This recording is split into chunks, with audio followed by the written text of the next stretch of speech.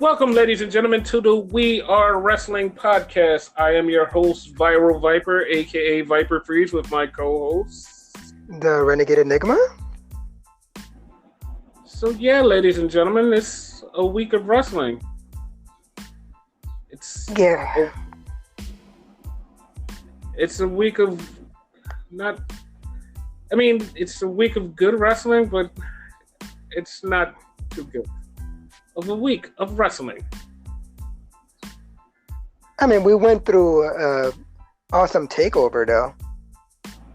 I know, but just to come through an awesome takeover and get to this news that they fired Paul Heyman from being a creative person on Raw. Oh yeah, I just read that. That is stupid. But now Bruce Pritchard is in charge of everything? Like, I don't know how this is going to work. Yeah, I don't know how I feel about that because Bruce is good, but I don't know how he'll handle both shows, you know? First off, it's way too much for him. Second off, it's so many people that don't like his style of writing. He's not favorable to a lot of people that we're favorable to. It's a lot in this. Yeah. Bruce on SmackDown, he's finally found something that works on SmackDown. Finally. After all these years of him being in charge of SmackDown, he finally found something that works. But it doesn't work for everybody.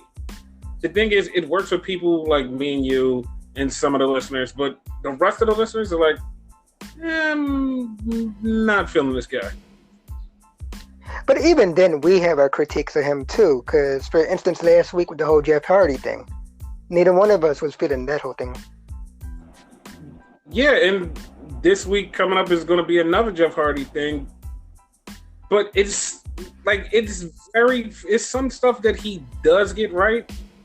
Yeah. But him over Raw it's a bad choice. It's a very bad choice on his part. It's a very bad choice on WWE's part. I understand kind of why they're doing this, but it feels like this is one of the stupidest things that they've done in a while.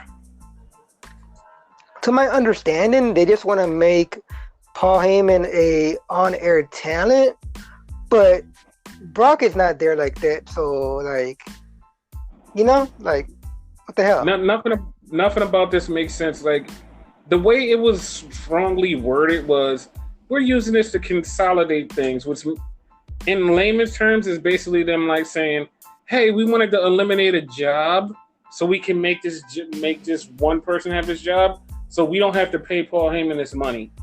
And it's like, but that means he's not going to be in charge of writing, which is going to fuck everything up. Like, everything he's built up on Raw is basically going to go to shit after Backlash. Because it's really nothing else that Bruce Pritchard can do that can fix what Raw. Raw has been good. Raw's been good lately. Yeah. But him not being in charge, who the hell knows what Bruce is going to do? Like, Bruce has the older mindset of wrestling, which is not appealing to a lot of the younger kids. They don't get it. That's like a more like a Vince thing, I would say, right? Yeah, because one of the things is he is definitely a Vince guy. He's the only person who actually understands Vince. Like, he gets Vince. Him and Vince understand each other. But it just feels like an ass backwards move, but we'll see how this plays out, but it doesn't make any sense. Like, if anything, and they're just me, and I'm the one that usually gets it wrong, I would have if I would have reversed it, if it was me. Heyman owned his own company. So he would know how to handle both squads. I wouldn't personally do it, but if they had to do it, that's the way I would do it. I would have kept both, personally. Yeah, but you have to remember that Vince wants things done Vince's way, and the only person who speaks Vince is the person who's been close to Vince since forever, and that's Bruce Pritchard. Like, he was even telling the story one time how everybody kept trying to get something from Vince, and Vince kept explaining it over and over and over, and nobody knew what he was talking about. But as soon as Bruce walked in there, 5 seconds, Bruce knew exactly what he was talking about, and he's just like, "See, this is exactly what I'm talking about." He gets Vince, like he understands him, and I don't know if that's a good or a bad thing, because I don't think Vince is in his right mind now, and it just feels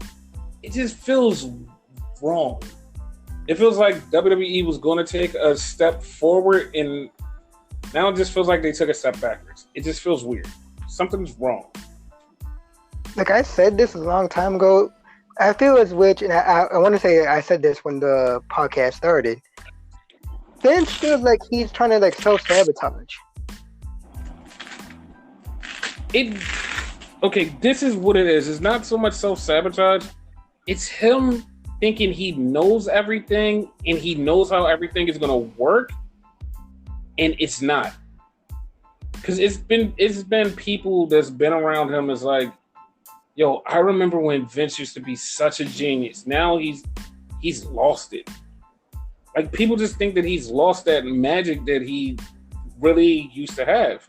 So now everybody's doubting him, and he's starting to doubt himself. And it's just like, he thinks that he knows what's going on, so he just keeps going. He's like, I got what's going on. I know exactly what's going on. And he just doesn't. It's going to come a time where he's going to figure out, I fucked up. I don't know what's going on. Somebody else needs to take the reins. And that's what needs to happen soon. I've been saying that for a while. Vince should no longer be in charge, you know? Yeah, but it's going to be one or two things that's going to happen. Either he's going to die and somebody's going to be forced to take the reins, or he's going to figure it out and go, you know what? Somebody just take the reins. Because it's gonna need to be a shock or wake up call or something. Something needs to happen to him so he realizes, hey, I'm fucking up, and I don't see the bigger picture like I used to. Yeah, and like no one seemed to be getting through to him. Like even Stephanie had told him that like a while ago. Yeah, it's just, I don't know. It's just something about him that he just thinks that he knows what he's doing. I mean, the most that he could get is like, you have WWE that's been around forever and people know wrestling as just WWE. That's the only reason you're surviving the way you are. Like, you don't have your hand on the pulse like everybody else. You're not killing it like everybody else, and the younger kids are starting to fall apart from WWE. They're like, you know what? WWE isn't even it anymore. It's not, and that's bad. It's like, you know that WWE is supposed to be like the best company in the world, and people are just like, nah. The only reason I'll go to WWE is because I get paid a lot of money, but I don't really want to be there. Like, it's not the best thing for me. I just want the money, and that's sad. And even then, you have people who don't even care about the money. For example, the Revival. Yeah, because they care about wrestling. Yeah, they're shining in AEW. And that's what all these young kids are starting to do. Is like, they're starting to realize, yo, money's not everything. I just want to wrestle. Yeah, and that's what's happening. Like, people are just starting to say, fuck the money and go wrestle. But that's where the falling apart is starting. And it's not like Vince is doing anything to keep it together. And Hunter is barely keeping it the fuck together because he's not really on the ball like he used to be either. Okay. Because I feel like he's falling apart, and he's falling into basically what Vince wants him to be. He's basically a Vince clone. Yeah, he's not doing stuff like he should. He's just falling. Like, NXT isn't as NXT as it should be. It has its quality. Sometimes it's like, yo, this is it. then sometimes it's like, no, this ain't it. Like we're missing the mark here. Yeah. Like it's like it was some stuff like they went from a great pay-per-view and to a fucking normal show where the show should have been, yo, this show is fucking awesome. It went to just like a normal show. And it's like, that's something that Raw would do. Or something that SmackDown would do. Like that's not really what NXT would do. Is we come back from a pay-per-view on NXT, it's like, fuck, like, yo, we're about to have another pay-per-view. Holy shit. We came back from this one and it's like, I guess. That's how I just felt coming out of this NXT. Like, I guess. Yeah, I gotta agree with you on that one. Because it was just like so much jumble and jamble, and it's just like a couple things missed the mark, and it's like, man, it's like this isn't the NXT that we should be looking forward to. It's like when we watch NXT, it's a certain quality. It's this one. It was like, yo, we came from a pay-per-view that was up high, and then you just went to mid-level NXT shows. Like that ain't it. It's like you're following your father-in-law, which is the wrong thing to do. Like he had his finger on the pulse a long time ago. Right now, he ain't got it. It ain't it. He can get it back as long as he stops listening to Vince, but that's the real hard thing to do. Like, I want to say that he sacrificed NXT, like this week's NXT and probably next week's for In Your House. Because, like, he did all this cool shit for In Your House. I think he had to beg and plead to give Vince what he wants for In Your House. And Vince was like, well, you have to have the shows like this. That's my only takeaway from this is, like, that's probably what happened. That makes sense. I mean, it doesn't, but, like, I understand your logic with that, you know? Yeah, it wasn't at all, because the show was, like, it wasn't it. But yeah, let's talk about In Your House. Yeah, that shit was good. I think the only reason it was really good because it hit all the nostalgia feels for wrestling fans that's been around forever.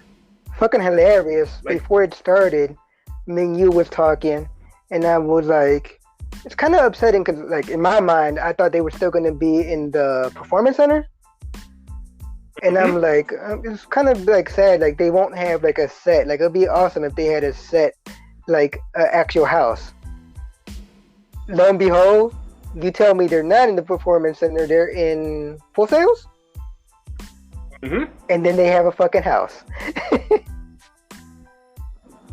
They brought a house for In Your House. How fucking awesome is that? Right? And it started out with Todd Pettengill, which was awesome. Like, Todd Pettengill was still there, and it's like, well, that was fucking awesome. He hasn't changed much. Like, granted, he got a little more gray, like a little bit more chubby, but other than that, really not that much different. Yeah, he definitely just looks like a gray version of Todd Pettengill. That's it. Yeah. Minus a mullet, because he said that too. Yeah. But yeah, he opened up In Your House, and then they had a band perform. I don't remember their name at this moment. But they performed it was like at the very beginning. Orange something. Code Orange. Code Orange, yeah. Yeah, and it was like, it was weird because like it was like a 5-minute song, and it was like, okay, like what are we gonna get to the rest? That song was long. Yeah. Yeah, it was a long song, and I was like, man, I just wanted to get to the wrestling. I don't know why. Like I told you, that's normally my type of music, but I didn't like it. They like all of them look like a bunch of wrestlers just like playing in the fucking group. They all did look like a bunch of the wrestlers. Like one dude looked like Damian Priest. Uh-huh. Like it was just weird. Because I had you cracking up because I was like, yo, Io Shirai's on the drums. Was it the drums or the keyboard? I forget. It was the drums. Oh. The drums. And every time he looked at it, he just pointed out a new person that looked like a wrestler in the band. It was like, what the fuck? it was the fuck moments.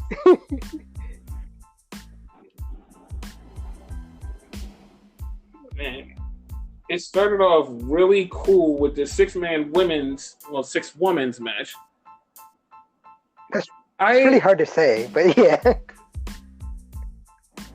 I actually expected going into this to be like, oh, this is going to be a throwaway match. But no. Tegan Nox, Shotzi Blackheart, and Mia Yim versus Dakota Kai, Raquel Gonzalez, and Candice LeRae. It was awesome.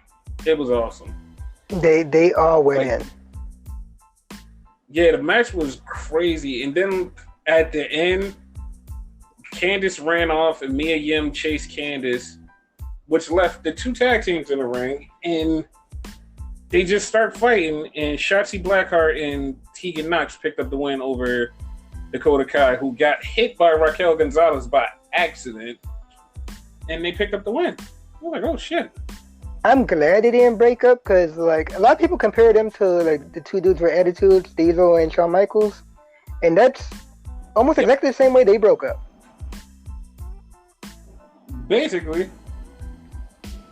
I was going to call them something, but it just was going to come out totally wrong, so I'm not going to call them that. No, go ahead. I was going to call them the two chicks with sticks, but that's not right. Oh, okay. Yeah, that's totally wrong. You need to think of another word with attitude. Yes.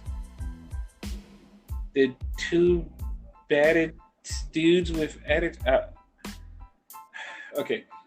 The two baddest chicks with attitude. Nope, because that one actually went very wrong. Let's move on.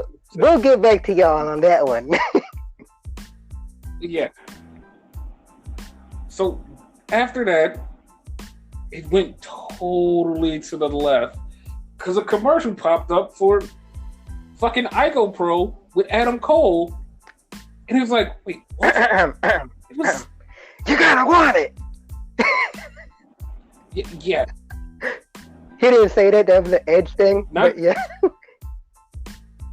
Not to mention that on last week's podcast, we did mention Ico Pro, and lo and behold, Ico Pro was on the show. Yeah.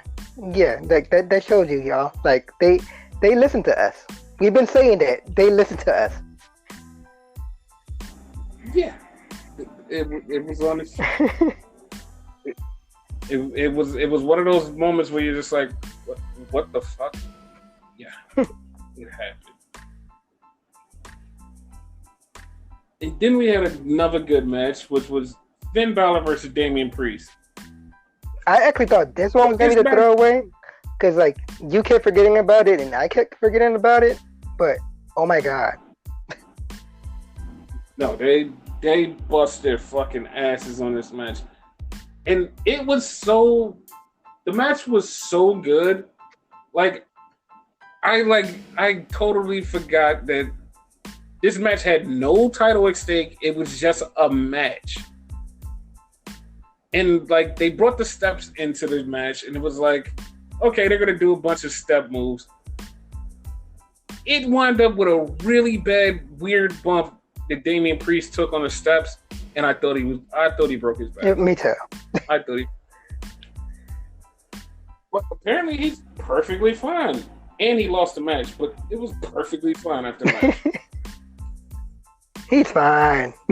Yeah, he's fine.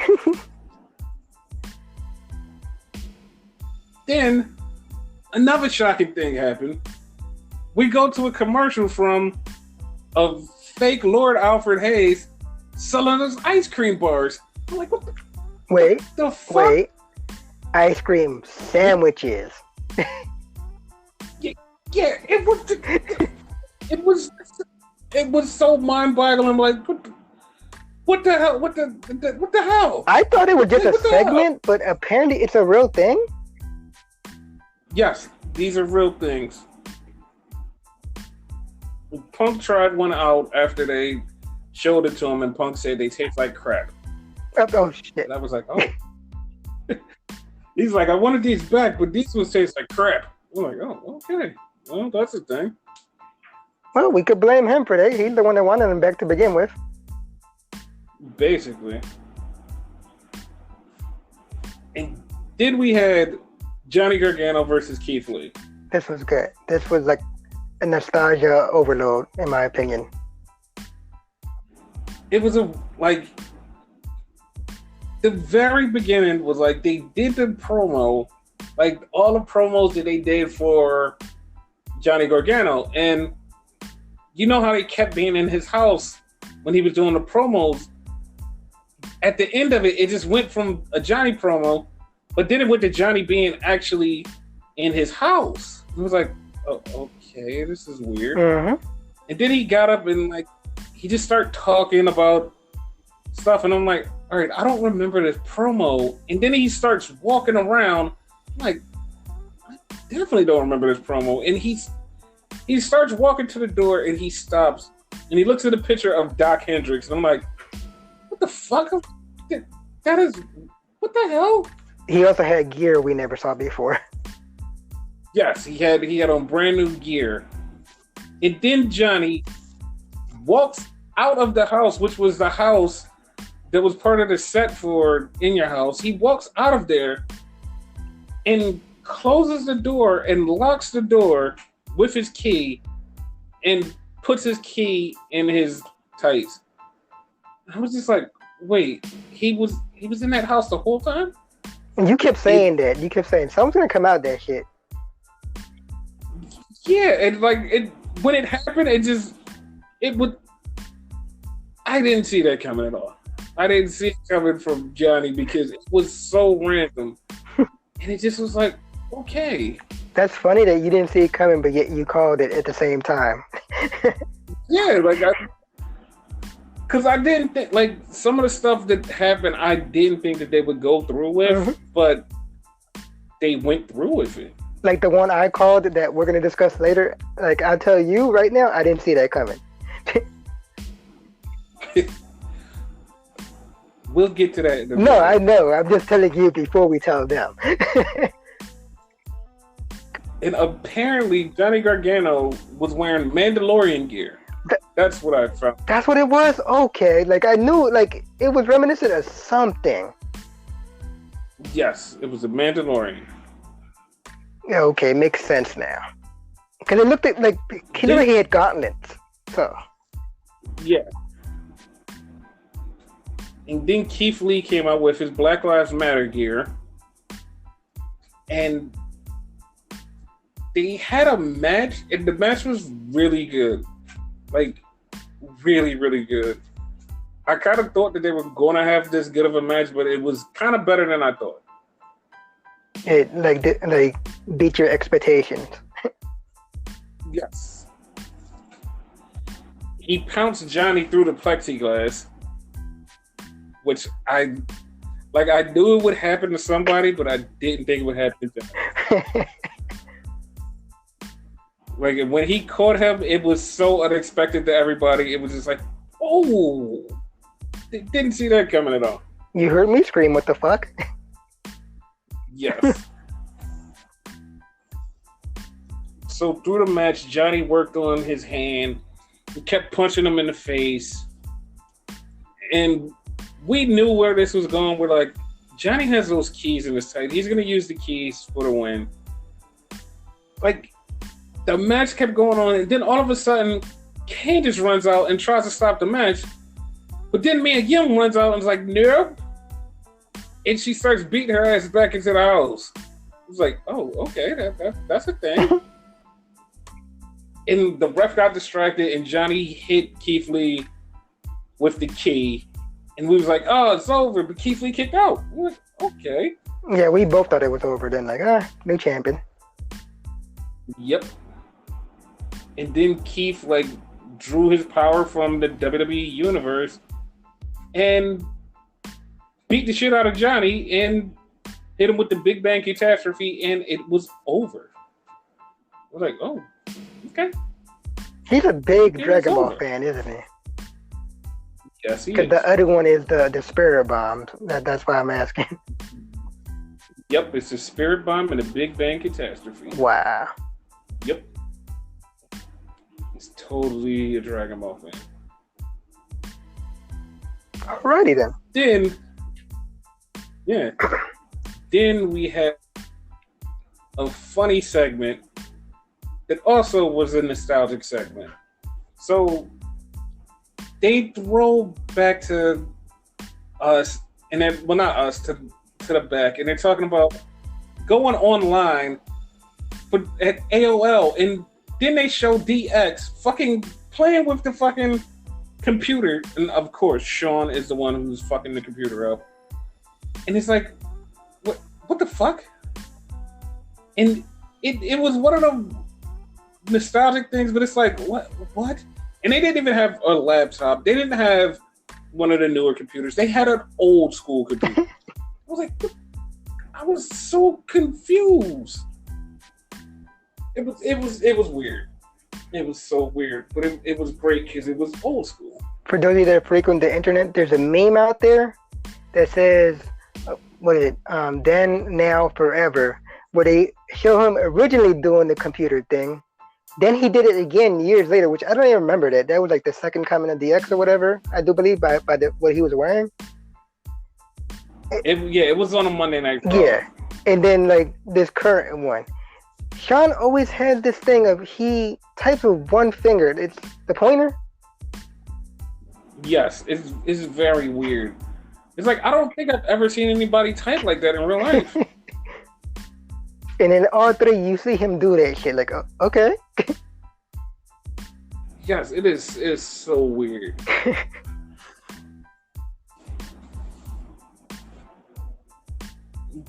Then we had the match that I was very confused on where this match was, but it made sense in the very end of things. So they had the world title match next, was the parking lot brawl. And it was okay. It was okay. Another section of the cinematic universe. Yes. Velveteen Dream came out dressed like Negan. Adam Cole came in on a fucking, what is it? Yeah. Monster truck. That's what it was. So it was a lot of fighting. Then Roderick Strong and what's his name? Bobby Fish showed up.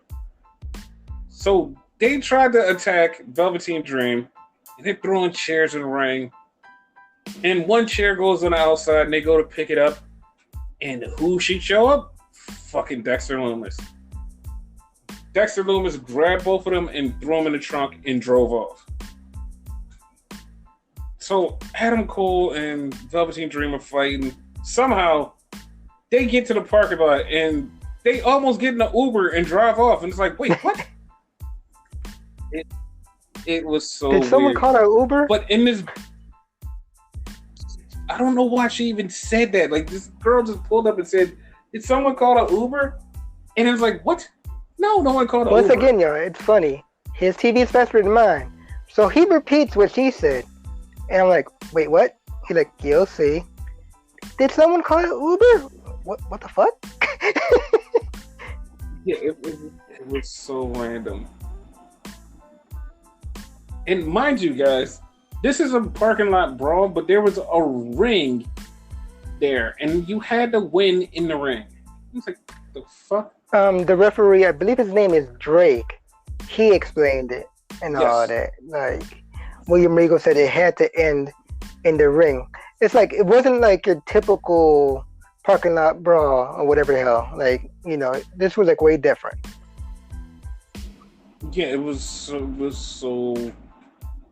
so different. And like, Adam Cole got through into a car windshield. It didn't like they get back in the ring and then they go for the finish. And Velveteen Dream hits him with the, what is it, Death Dream Driver? What is that? It's not the Purple Rainmaker because that's the elbow. Dream Valley Driver. Dream Valley Driver. Yeah, he hits him with that, and we think, oh, it's over. No, he kicks out. He hits him with the Purple Rainmaker while Adam Cole is sitting in the chair. We're like, oh, that's it. Nope, he kicks out. Adam Cole gets up, hits him with a super kick, and then Panorama Sunrise. And it's like, oh, 1, 2, 3. We're like, oh, he beat Dream. And this was Dream's last shot at the title. Like, Dream will never get a shot at the title as long as Adam Cole has it. So, yeah, that's a thing. For me, I could have sworn he would have won it. You know, even though there's like ramblings of him going to the main roster, but I still thought he was going to win it. It would have made sense. It would have made sense. But yeah, he lost. Then we went back to Todd Pettengill and tried to sell us some shirts and told us to call his 1-900 number. And in the middle of it, he goes, wait, there's no 1-900 number. He was like, just go on WWE Shop. They don't exist anymore? They'll probably have it. Yeah, like, I don't know why you even thought there was 1-900 numbers. He's stuck in the 90s. Yes, he was really stuck in the 90s. Like, I was kind of fucked up because, like, I never really actually called none of them, not even when I was younger. So I'm like, wait, they don't exist anymore? Like, what the fuck? No, I called one of them to order a shirt. Oh, okay. Because it was probably during like a In Your House pay-per-view. They had like a cool shirt, and I got the permission to call and order the shirt. I ordered a shirt. That was it. The shirts they had there, they were kind of cool. Yeah, like, and they're all on WWEshop.com. Not a cheap plug. This is a paid advertisement. Yeah, we don't work for them. Yet. Yes. We will work with them very soon. But then it went to a match that, like, I literally thought, yo, they fucking forgot this match. Because I kept complaining when the title match was on. I was like, because they didn't even advertise this match after a certain point. It was like, no, we got the women's titles match coming up soon. And it's like, hold up. Like, there's a big match, like the first match that was added to the show, and you're not going to have it? But it turns out they did have it. It was Tommaso Ciampa versus Karrion Kross. And Tommaso Ciampa got murdered. No. He got killed. Killer Kross, killed. Yes, he got killed. It was like, yo, I swear he only did like 2 moves to Kross, and everything else Kross just killed the shit out of him. And it was even like, he even like went for one move, and he grabbed him and put him in a straitjacket. And you see Tommaso Ciampa trying to get out of it, and Kross just wraps up his arm around his body, and it's like, oh, he's not getting out of that. And Tommaso Ciampa just passes out and it's done. It's like, damn. I didn't think he would get him so quickly. Like, I knew he was going to lose. I just didn't think he would get him so quickly. Like, it wasn't necessarily a squash, but it was kind of a squash. Yeah, it was, the funny part, it was like a 5-minute match.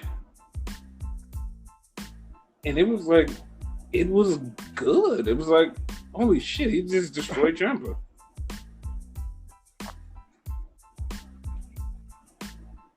But yeah, that was that match. And then we went to the match of the night, which I thought it would be good. I didn't think it would steal the show and be match of the night. Apparently it was the main event. But it was, yeah, and it was the main event. So it was Charlotte Flair versus Rhea Ripley versus Io Shirai. For the women's title. Yes, for the women's title. It was really fucking awesome. Like, they threw Io through a window, and she did what you said. I said at one point, I'm like, dude, like, wouldn't it be cool if someone jumps off the roof of the house? Again, the house thing. not thinking like it would be Io. Like I honestly thought it might have been fucking what's his face Ciampa, you know, like to get Cross and whatnot. But no, it wound up being Io. It was Io Shirai that jumped off the house. The genius of the sky, or the evil of the sky, whatever you want to call her. Which she is. And that match was like, it was totally badass. Charlotte, Rhea, Io, they bust their ass in this fucking match. Yep. And it ended when Charlotte had Io. No, she had Rhea and the figure 8, but Io jumped on the top and hit Rhea Ripley with a moonsault and pinned her while she was in the figure 4. Noteworthy thing though, I just want to mention though, because I found it fucking hilarious, and you pointed it out to me though, right? The fans, quote unquote, because you know the fans, they're actually the wrestlers. Like they were booing Charlotte, and Charlotte, which apparently was giving a shout out to Paige and all that, which it's really weird after what's going on lately. But yeah, she dressed in black and purple, screaming, "This is my house!" And at one point, she looked at the fans and like suck it, like she did the suck it sign. Yeah, I don't know why that popped me. It was, yeah, it was so random because it's like you don't even do the suck it sign. What the fuck happened? Like it just was so like it was so weird. Like that wasn't even a Paige thing. Like I found that out later. That was all supposed to be Paige, but yeah. Yeah, because she had on the really dark colors, and I was like, oh okay. Like that was weird. Yeah.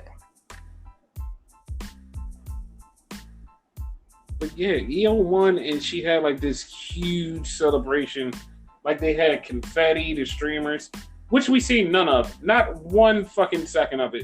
Not a clear, clean-cut second of it. Not any second of it. They just cut away the replay of everything that happened and came back, and it was all this confetti, and she was celebrating in the ring. And it's like, oh. Because you even said it. You were like, dude, did we miss something? Like, what the fuck you talking about? Like, it didn't cut off on my side. And then, like, I seen it. I'm like, oh, that. Like, what the fuck? The ring was full of confetti. Like, it was so fucking weird. It was like, what the fuck just happened? Like, between me and you and obviously the audience, right? Like, obviously this was recorded beforehand, right? I want to say that was a bad edit. It was a very bad edit. Like, and still to this day, they still have not shown the confetti and none of that, how it happened. They showed nothing. We just know it happened and that's it.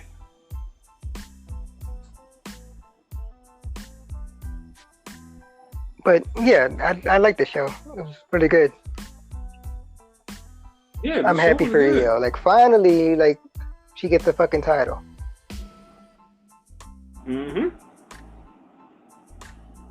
But the show, it was not okay. It fucking started off with Adam Cole and the Undisputed Era coming out talking shit about Dexter Lumis because he had kidnapped Roderick and Bobby and let them go.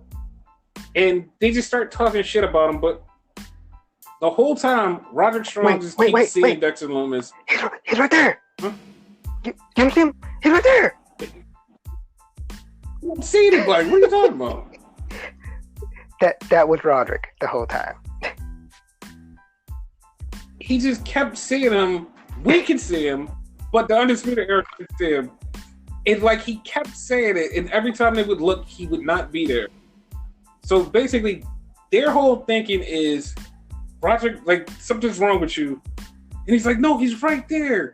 He's like, no, he's not. And I just kept saying, like, dude, he's going to catch each and every one of y'all if y'all don't pay attention. But no, nobody paid attention. So after that, this is where it literally started to confuse the fucking shit out of me. So do a backstage promo. It's Roderick Strong and the Undisputed Era, and they're trying to tell him, you're going crazy. So, as they're talking to him, Keith Lee and Mia Yim just walk up, and Keith Lee just smiles at Adam Cole, basically like, yo, I'm going to challenge you for that title soon. And I'm like, okay, maybe Keith Lee's going to challenge him for the title eventually, right? And I was like, that's going to happen. Yeah, that's definitely going to happen. So, like, that's exactly what I thought, but they went into the tag team match with Mia Yim and Keith Lee versus Candice and Johnny, which beforehand it wasn't even promoted, so nobody knew this was happening. They had a fun tag team match because Mia fucked Johnny up. Candice hit I have to point out something, right? Candice and Johnny don't really seem like bad guys. Johnny doesn't seem like a bad guy. Continue. But they didn't. What happened next was totally a bad guy thing. Keith Lee got hit with a spinning DDT from Candice. And then Johnny's standing arguing with Mia Yim, and Keith Lee goes to pounce Johnny. Johnny moves out the fucking way, and Mia gets pounced. It was like, oh shit, like that happened. So he's checking on her. Candice got knocked out on the floor. So he's checking Keith Lee's checking on Mia. But do you know what the fuck Johnny does? Johnny fucks up Keith Lee to the point where Keith Lee falls and squishes Candice. It's like, dude, what the fuck? Did fucking Keith Lee picks up Candice and Frank because he's like, oh shit, I just squished her. Holy shit, I gotta make sure she's alright. He's holding her in his arms. Fucking Johnny rolls up Keith Lee. He throws Candice, lifeless Candice, and she just goes flying out the ring, and Johnny gets the 1, 2, 3. It's like, dude, like, that's your wife. Literally, like, she looked like she fell like halfway down the ramp from the ring. Yes. And then the fucking Weekend at Bernie's thing happened.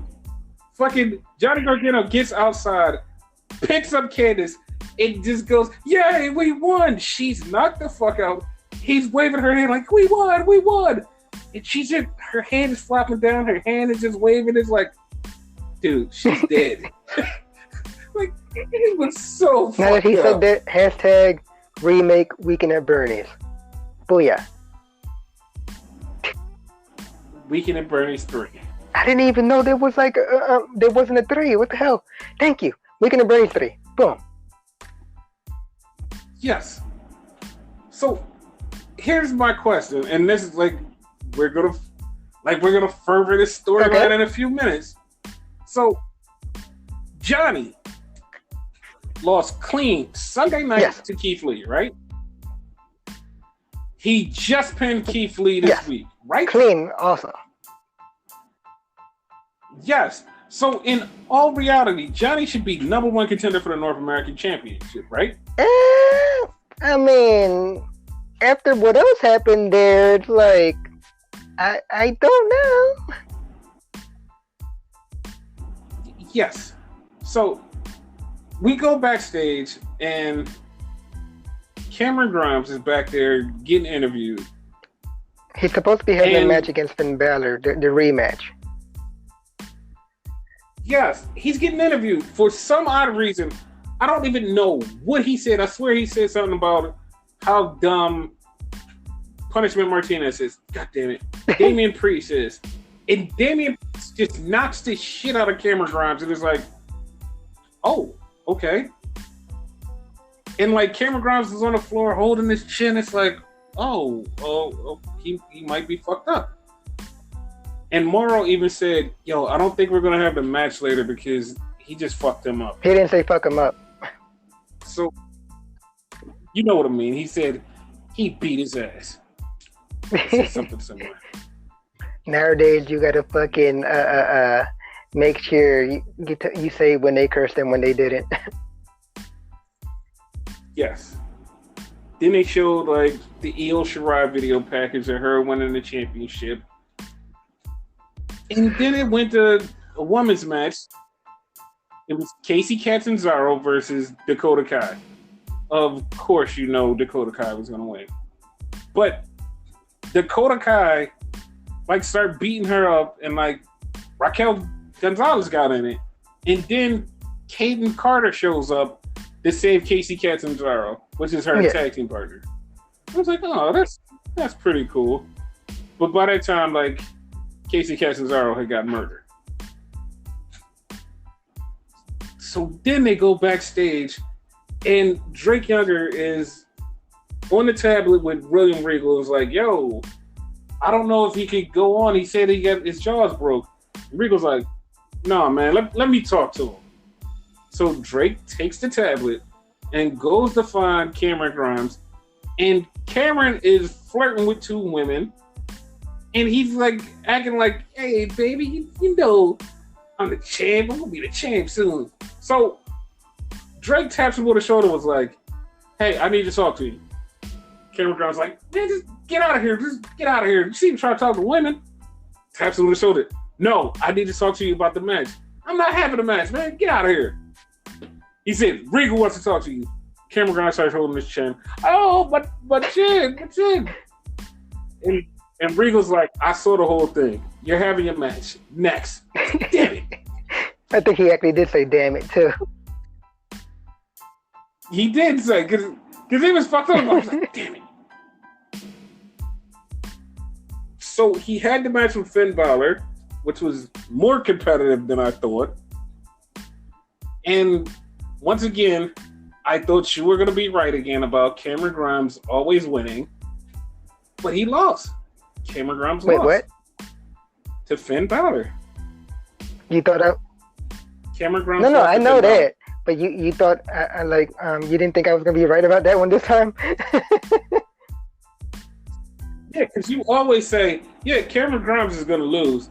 Cameron Grimes wins. This time, you're like, you know what? Cameron Grimes is going to win. Cameron Grimes loses. Yep. You did that. And after the match, Finn Balor looked into the camera and said, I've had every title in NXT. I just haven't had the North American title. And I, like, at that point, I was like, the fuck? This makes no goddamn sense. Like, Johnny just pinned Keith Lee, and Finn's about to face Keith Lee. It's like, what the, why? Now, I want our listeners to answer a question. You're pretty sure of it. I'm not so sure about it, right? He said he won every single title. I do not think, and if he did, for the life of me, I can't remember. He did not win the tag team titles. Yeah, he didn't win the tag that's team a lie, and he basically only won the world title. So, basically. you know, man, in the words of the Hurricane, what's up with that? He doesn't know. He has no fucking clue. But yeah, like, that happened. So now it's like, who's facing Flea? And then it even brings it to the question of, oh shit, since Keith Lee had beef with Adam Cole, like, does it mean he's going to drop the title and then challenge Adam Cole for the title? Yes. Yeah, that's a thing. Then we had the Breezango their thing, where they basically did a video package of them talking about how they're going to rehabilitate themselves and be more serious, even though the whole time they were just making jokes. And can somebody tell me how the fuck did Tyler Breeze get a cool ass quarantine? Right? Remember, he's 35. Yeah, because fucking Fandango goes, he's like, you're a young guy. He's like, you got the rest of your career. He's like, dude, I'm 35. Oh, okay. What the fuck? They were funny, but then they were trying to be serious. And next week they're gonna take on Imperium for the World Tag Team Emporium. Champions. I mean, is that it? It- Okay.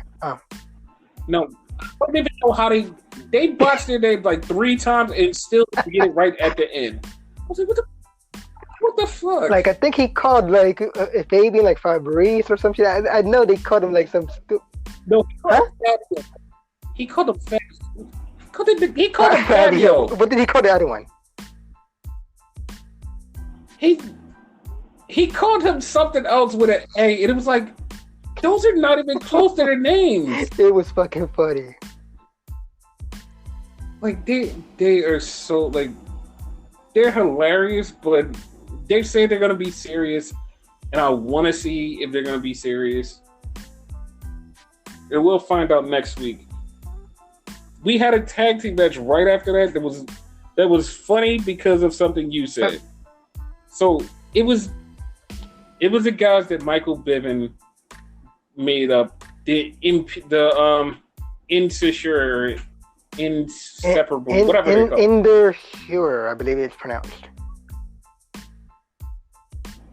Whatever, the 2 big guys.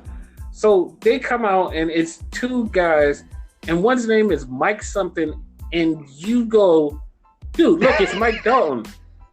And I'm like, no, he just got off. They just did his promo like 10 minutes ago. He was like, no, this guy's Mike Dalton. I was like, no, he just did his promo. And I saw the dude's name, and it was like Mike something. I was like, it is Mike something, but it's not like, I'm like, you idiot. But if you looked at him, he looked at like Mike Dalton before he got pretty. Which, if y'all don't know by now, Mike Dalton is Tyler Breeze. Yes. The Prince of Pretty. It was hilarious. And the bad part is, dude got destroyed, so his name is just Mike Underground now. He just beat the shit out of both of them. Both of their names was Mike, by the way. They just got destroyed, and it was over, and it was like, okay. Might as well be Mike Dalton, because that's no longer a thing. Basically. So, I guess they're coming for the tag team champions eventually. Yeah. So then they did a Timothy Thatcher like thing where he basically was saying he's going to train his own bunch of people, and I forgot what he called them. I want to say Thatch Point, but that's not it because I keep thinking of Catch Point with him and Drew Gulak, but it was something Thatch similar. Squad. And I was like, yeah, Thatch Squad. No, I'm just like, randomly throwing it out. I don't know if that's a thing. It's called something. And so we go backstage and Rhea Ripley is there and the girl is talking to her. Hey, listen, you lost all these matches. What are you going to do now? And Rhea's like, I have no idea what I'm going to do.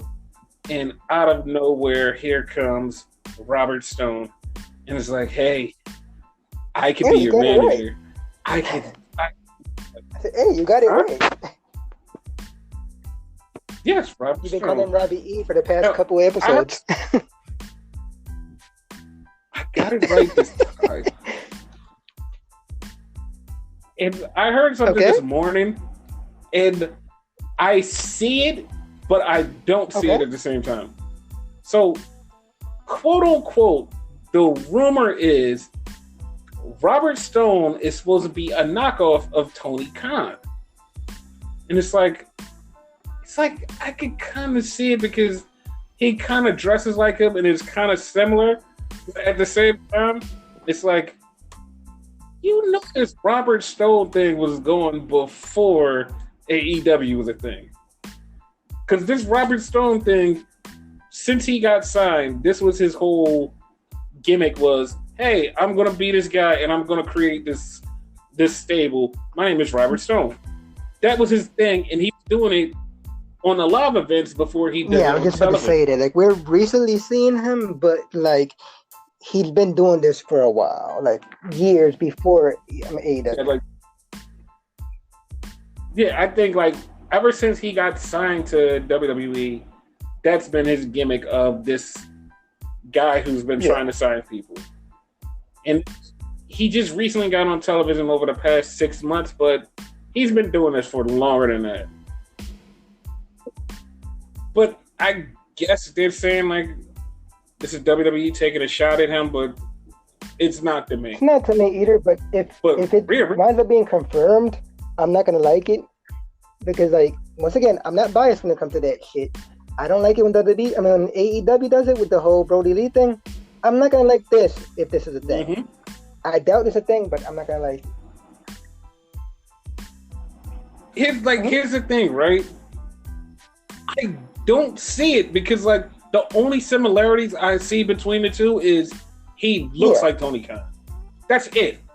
Like he just looks like him. Everything else about the gimmick is not even close to anything. And like the bad part is like it's not him trying to look like Tony Khan just because WWE wants him to look alike. It's just he with a certain haircut he kind of looks like Tony Khan. Like it's that. I didn't see it until you pointed out. So it's just that they kind of sort of look alike, right? It's not him trying. Mm-hmm. It's not him trying to look like him, in my opinion. It's more him not trying to look like Robbie E. Yeah, like the thing is like they could look similar, but the thing is like it's not even a comparison. Because like, okay, what Robbie E is doing is like I don't know. It's not like AEW. Like it's not like Tony Khan trying to build a brand. Tony Khan's not the one grabbing people. Tony Khan is just Vince McMahon. Like, he's just the dude that sits back and is like, hey, you guys go grab the people. I'll just talk to the people and say, hey, we're doing good, pal. Hey, we don't like people. Hey, that's all he does. Robert Stone is like going out trying to acquire people and is failing miserably. Like, once again, I don't condone it. Tony Khan. But if you're going to copy anybody, make fun of anybody, it should be Cody because Cody's more, he deals more with that type of stuff. Him and the Bucks, I think. Yeah, that's who they should be copying if they're going to copy anybody, but they're not copying. And I'm not copying out for WWE. It's like, yo, they're not copying. If nobody would have pointed it out right now, this moment, I would have never seen it. That's how you know they're not copying. You just pointed out to me, as soon as you said it, my eyes went wide and my mouth dropped, oh shit, he does look like him. Like, I didn't think about it. Yeah, like we never, that never was a thought that crossed our minds. When Mr. Brody Lee did the Mr. Brody Lee thing, it was like, yo, that's Vince McMahon. Like, soon as he did, it wasn't months later, we figured it out. As soon as he did it, yo, that's Vince McMahon. This one is like, it's been almost a year or two, and they just said, yo, he's trying to copy off of Tony Khan. It's like, wait, what? Like, he does look like Tony Khan. Like, that was it. Like, that was all. Like, so to me, that's I agree with you.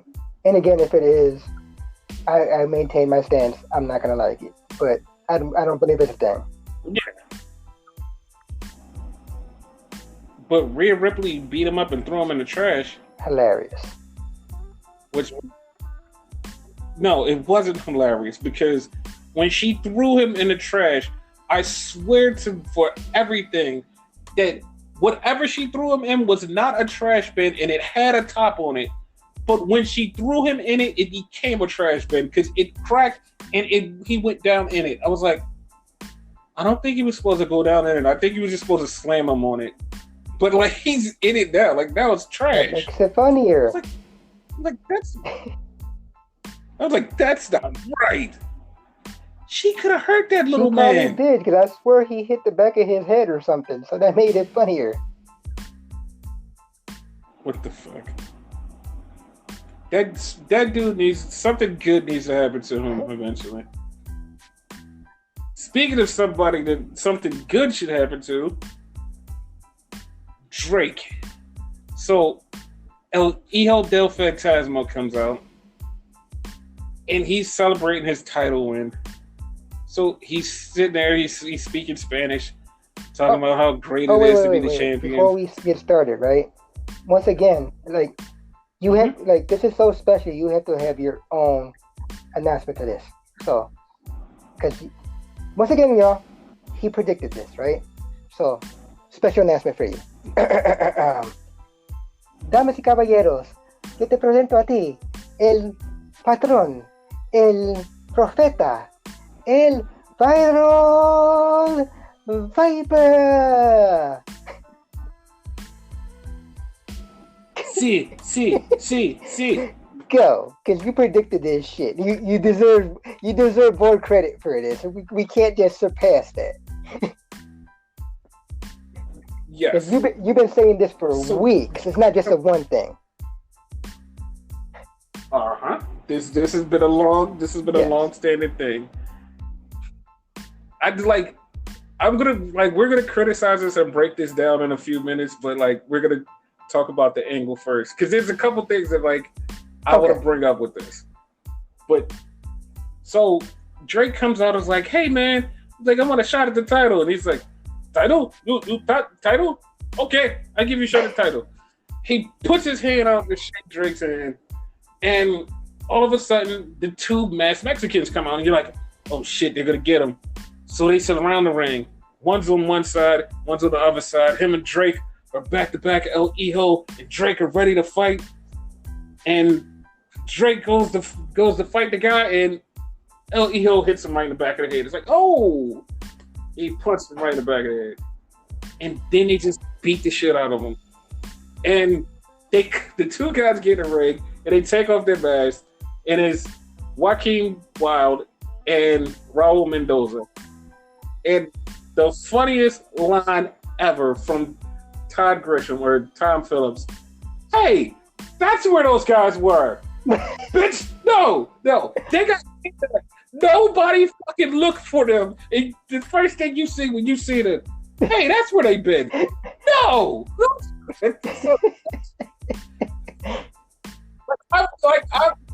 I've been asking for months, yo, why is nobody checking for those guys? Nobody checked for them. They see him. "Hey, that's where they've been." Bitch, look for them. You should have looked for them.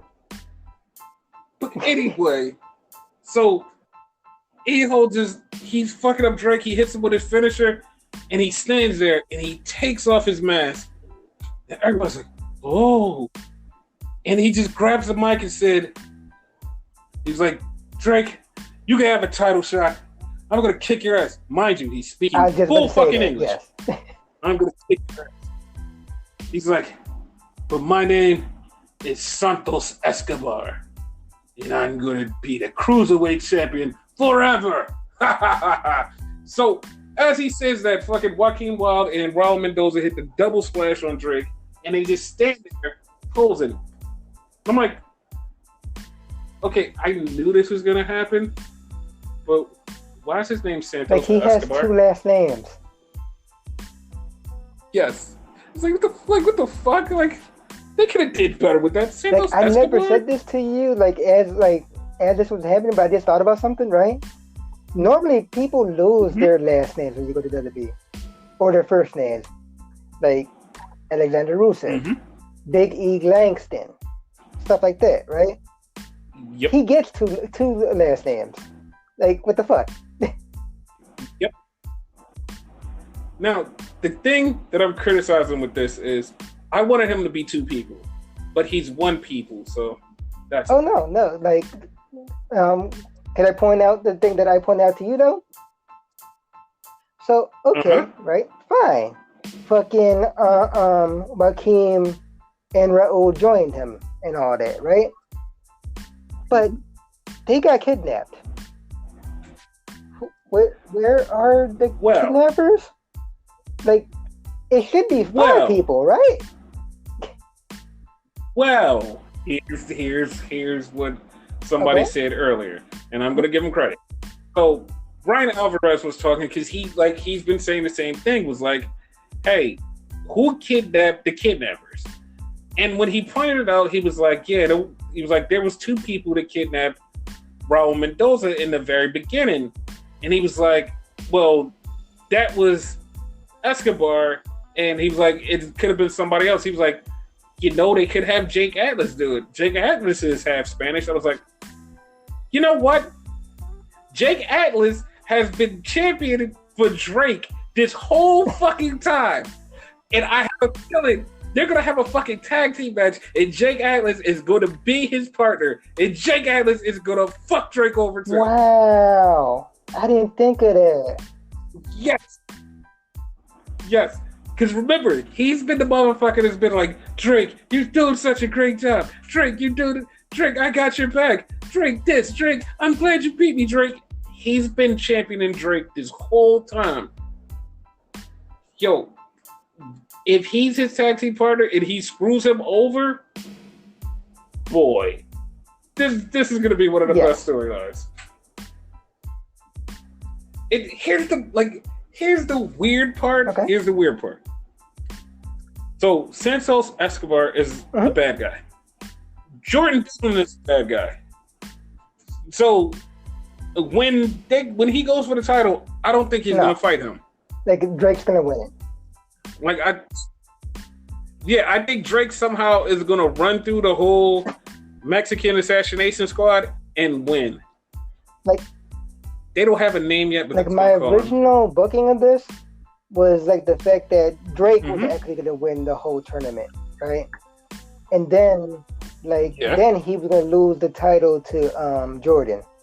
And then I didn't think he was gonna get re-signed and stuff like that. So that was gonna be his swan song. Like he'll go off kind of sort of on top. That was my booking.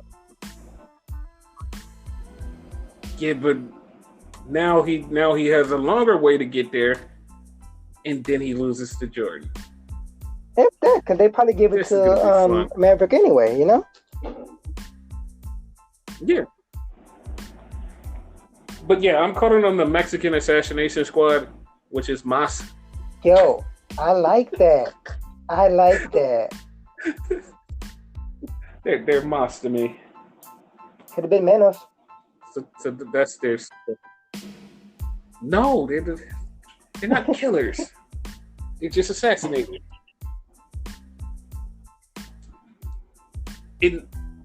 The bad part, that would have been fine if that ended the show, but then we had Dexter Lumis versus Adam Cole. Now, it was a good match. Here's some things that I want to point out with that match. Because, they had the match. Adam Cole gets put in that little chokehold that Dexter Lumis puts him in. And it's okay, this is at the end of the match. He puts him in the chokehold. Adam is, fighting off of it. Fucking Roderick Strong kicks Dexter Lumis in the face. Dexter lets go. Adam Cole hits him with the Shining Wizard. 1, 2, 3. It's okay, cool. That's the win. But Dexter Lumis gets back up right away, puts Adam Cole in the same chokehold. Now, Roderick Strong, Bobby Fish start kicking Dexter Lumis while he has him in the fucking chokehold, and Dexter Lumis is not letting go. Bobby Fish, fucking Roderick Strong just kicked you in the head 5 seconds ago, and you let go. Now you put him in a fucking chokehold, and 3 people cannot get him off. What? That's a good point. Is that? I didn't think of that. And then here comes Velveteen Dream out of nowhere, who I swear I'm just tired of fucking seeing in this whole mix. Velveteen Dream comes in and he fucking tries to save Dexter Lumis, and they wind up fighting Roderick Strong and Bobby Fish, and they run off. So Adam Cole's in the ring. He's got the world title. Now, let's go back to the beginning of the show. Keith Lee and Adam Cole had their stare down about the title. You know where it's about to go, right? You know where it's about to go. Wrong. The lights go out, and Scarlett walks to the ring. And it's oh, this is where they're going. But not without hearing, fall and pray, fall and pray, fall and pray. Yes. That's them tapping on glass, by the way. Yes, and WWE made the biggest botch that they could ever make at this moment. Scarlett puts down an hourglass with sand. And it's like, that was so dumb. Why am I saying that's so dumb? Killer Kross's thing is TikTok. There was no TikTok in Falling Sand. You should have had a clock with a TikTok, and it would have made things better. Like, I know what this sand represents. Like, his time is coming to an end, but the TikTok, like, it would have meant something. You. But it's more of a symbolism thing, though. Like I totally get what you're saying, though. I know, but okay, then they would have brought the clock down, and it would have been a TikTok. And then, like, for the next couple of weeks, every time he hears a clock or someone says TikTok, he jumps up and starts freaking out. Like, do you know how cool that would have been? Like, yo, the clock, the actual clock on the wall just is going tick tock. What's happening? He's coming for me. Like, imagine that. That would have been way cooler. That would have been way cooler. Yeah, but no, the sands of time, his time is running out. And it's like, oh man. Like, that's it. But yeah, that was NXT. Like, see, like, we had a lot of gripes about that show. It's bad. Like, we had a lot of gripes about that show. And, like, we usually don't have gripes about NXT, but we did. There's a contrast between NXT and TakeOver. TakeOver, we didn't complain at all. If we really wanted to nitpick, we probably could find something to nitpick about, but, you know, like, no. Probably not. So, I left off one thing that's happening next week on NXT because we didn't talk about SmackDown first. But next week on SmackDown, not next week on SmackDown, next week on NXT is going to be Shotzi Blackheart and Tegan Nox versus the WWE Women's Tag Team Champions. Who are they? You'll find out in a minute. So SmackDown had like a thing that ran through the whole entire show that I wanted to fight somebody during the whole show. Like, I literally start pacing in my room because it was a part of the show that pissed me off. And I was just like, yo, I just want to fight somebody. Like, somebody, like, next person I see, I'm going to punch. Because this shit irritated me. It started off with fucking Miz and Morrison sitting in a white van. In one of the white vans, the rape vans. Yes, you know what a rape van is. They were sitting in a rape van. And they were plotting. Yo, we're going to get Braun Strowman. Look, here it comes. He's pulling up. It's like, what are you going to get him? He's like, guys, we got some stuff that we're going to do to him. It's like, what are y'all going to do to him? Like, I just, like, the whole time, I'm like, what the fuck are they going to do? And, like, when they start laughing and making jokes, I'm like, oh my God, this is going to be one of those shows, isn't it? It was a bunch of dumb shit they did to him. They put fucking Mentos in his power shake, and it made it explode. They fucking slimed Caleb Braxton trying to slime him. Then they beat up his car. It was a bunch of dumb shit. It was completely stupid. Then Braun Strowman. Yes, and then, of course, you knew what exactly was going to happen. Braun Strowman flipped over the fucking car. I was like, son of a bitch, like, you... It was like, oh, like, this is so fucking... I was like, because Miz and Morrison are going to face Braun Strowman at Backlash this Sunday. One for the title. It's like, stupid. Just stupid. Then we had a fucking backstage segment. Well, I'm not going to say a fucking backstage segment. It was a backstage segment with, well, it could have been fucking because Mandy Rose and Otis were backstage. And Otis walks by King Corbin's setup and grabs his crown. And she's like, oh, it looks good on you, Odie. And then they walk out to the ring. And Baron Corbin comes out and was like, hey, where's my crown? He's like, you guys standing there, where's my crown? I don't know where my crown is. I can't be a king without my crown. He's like, dude. He's like, then he goes to the ring and he sees Otis with it and they fight. And Otis beats him, by the way. So it's like, I should call you on that because like you fucked me over last week with that whole like the F word. So yeah, like I'm gonna leave it alone. Wait, what did I say? I called him an idiot? No. You know what you fucking idiot? What the hell you did to me last week? I can't even say the F word anymore because of you. Oh, but listen, this was fucking good. This was good fucking. This was good fucking. So this is good fucking.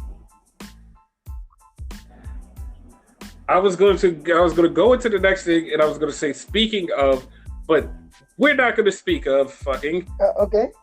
So, Sonya Deville and Lacey Evans had a rematch, which was actually better than their last match because their last match was really good, but it was better than their last match. But this ended in a no contest, so they have to fight again. Like they have to fight again, right? Like, I guess because I don't think no one won the first one either. To be honest with you. No. Lacey did win because remember Mandy came on the screen and was like, "So get the fuck out." I remember. And that happened. But yeah, I like where this is going. I like where this is going. So, Sheamus and Jeff Hardy had their little brawl again. Now, this week coming up on SmackDown, they're supposed to have a contract signing that's supposed to get way too out of hand for us because it's going to be a contract signing with a drug test, some people, and it's going to talk about some real deep shit that I don't think Jeff Hardy should talk about. Yeah. I'm not okay with it. Hell Are you? No. Okay. Nah, I don't like, again, comparison, right? I don't like the whole gimmick they gave Adam Page and whatever, where they kind of sort of making him an alcoholic due to him having problems in his past and all that. I don't really like that. I could deal with the cowboy shit. It's just that one little aspect. I don't bitch about it too much because there's so much more to that gimmick than just that. But I don't like that one little aspect of it. This is going a little bit overboard with that. Yes, and when we get to AEW later, I'm going to bring up something funny I found with the Adam Cole thing. Adam Page thing. Thank God they switched his name to fucking Hangman when they both were in the Bullet Club. Just saying. Yeah. But yeah, like I hate this whole thing. Like I hope it's over quick. Well, it'll be over at Backlash because they have a match at Backlash. Good. Not good that they're having a match. Good that it's gonna be over. So then we come back and we have a little backstage segment with Shorty G, Chad Gable, and what is it? Mojo Rawley. I forgot his name. I was gonna call him by his real name, Dean something. But yeah, they had a thing with Mojo Rawley, and Mojo Rawley was like, "Hey man," it's like you, how you doing down there? You're a short guy. So they start fighting, and immediately, as soon as they start fighting, fucking Chad Gable gets hit by fucking Nakamura. I was like, where the fuck did you come from? And then Cesaro jumped him. I'm like, what the fuck is happening? And then, out of no fucking where, for no fucking reason, the New Day came out. And it was like, we'll see you later, sucker. I was just about to ask you, did he say sucker? Because that sounds like something Big E would say. No, I threw that in because it sounds like something Big E would say. But yeah, like, that happened. So then they went back to the ring for the face-to-face with AJ Styles and Daniel Bryan. So this was funny because they were beefing, going back and forth. And AJ just, for no fucking reason, goes, yeah, I'll give somebody a shot. I'm like, the fuck? What are you talking about? He's like, yeah. He's like, I'm not like you, Dave Bryan. I'll give somebody a shot. He's like, you know what? I'll give Drew Gulak a shot. And I'm like, Shot at what? You don't have anything. And apparently he'll just fight somebody, and that was the biggest mistake of his life because he wrestled Drew Gulak and Gulak beat him. It was like, you dumbass. And then after the match, he goes, I wasn't ready. Bitch, what? You asked for this match. He fucking lost and could say, I wasn't ready. What the fuck? Like, the fuck? Like, the fuck? Like, this is all I can say. The fuck? But Drew Gulak beat him. It was a good match, too. It was a really good match. For a match that was thrown together. Yeah. Mm-hmm. Like, that's why I hope AJ Styles wins the Intercontinental title so he can have a match against Drew. Yes, and then Drew could win it. Yes. I'm down with that. Then we had the 6-man match, which was the New Day and Shorty G versus Nakamura, Cesaro, and Mojo Rawley. Don't know why this match even took place. Don't know why it happened. But the New Day and Shorty G won. I'm going to say the New Day and Cesaro. I mean, they're cool in real life, but that's not a thing right now. Yeah, that's not a thing on TV. And oh yeah, guys, by the way, go listen to the New Day's podcast this week. It's all about the Black Lives Matter thing, and it is a really good listen. I was looking for that. When we're done this, can you send it to me? Yes, I will send it to you. All right. Then we had the main event, which was Alexa and Nikki Cross defending the tag titles against Sasha and Bayley. And okay, if you've been following the podcast forever, this needs to happen. So we were already chanting for Sasha and Bayley to win the tag titles, and they beat Nikki and Alexa. But it was a spot in the match. It's a spot where Sasha is going for the pin. Bayley tags in. Bayley jumps in the ring and tells Sasha, she yells at her, get out. And she literally kicks her out of the ring, was like, get out, dude. And she pins Nikki, and like Sasha's like, dude, what the fuck? So Sasha gets back on the apron, and then she tags Bayley back in, and Bayley gets in. I mean, Sasha gets in, and Sasha winds up winning the match. And like Bayley grabs the titles, and Bayley starts celebrating, like, yeah, we won, I won. I mean, we won. It's like, oh, this is gonna be one of those. Like like they celebrated, they was happy. And if you look at the pictures, like they took like the pictures after the show. In the pictures, you can see Sasha's like just brokenness. Is like, dude, the fuck? It's like, dude, what the fuck? It is so weird. And you just see it, and it's like, dude, what the fuck? Yeah. And okay, in like one of the backstage videos, like they're doing their happiness and they're being good, they're getting videoed or whatever. Dude, why the fuck does one video, like you see Sasha's face go from smiley happy Sasha to bitch, I'm going to kill you one day, and it just has to look like, bitch, I'm going to kill you. And then like when Bayley turns around, she smiles again like, hey. But no, bitch, I'm going to kill you. I'm going to. He's gonna like get her. She's gonna get her. It's gonna be good. It's gonna be so good. So, okay, so I'm gonna go on a tangent in a second, but we're gonna go to Raw. So Monday Night Raw starts off with Charlotte and Asuka because they're gonna have a match on Raw. But soon as they're standing in the ring getting ready to have the match, you hear music that you're not accustomed to on SmackDown, and it's Sasha Banks music. On Raw, man. Huh? On Raw? Yeah. Yeah, on Raw, and it was Sasha Banks and Bayley, the tag team champions. And they basically came out and said, hey, we could go wherever we want. We're the tag team champions, and you guys can't do nothing about it. And just as they said that, then, Kodak comes out, and they're like, no. We're a tag team, and you can't be here.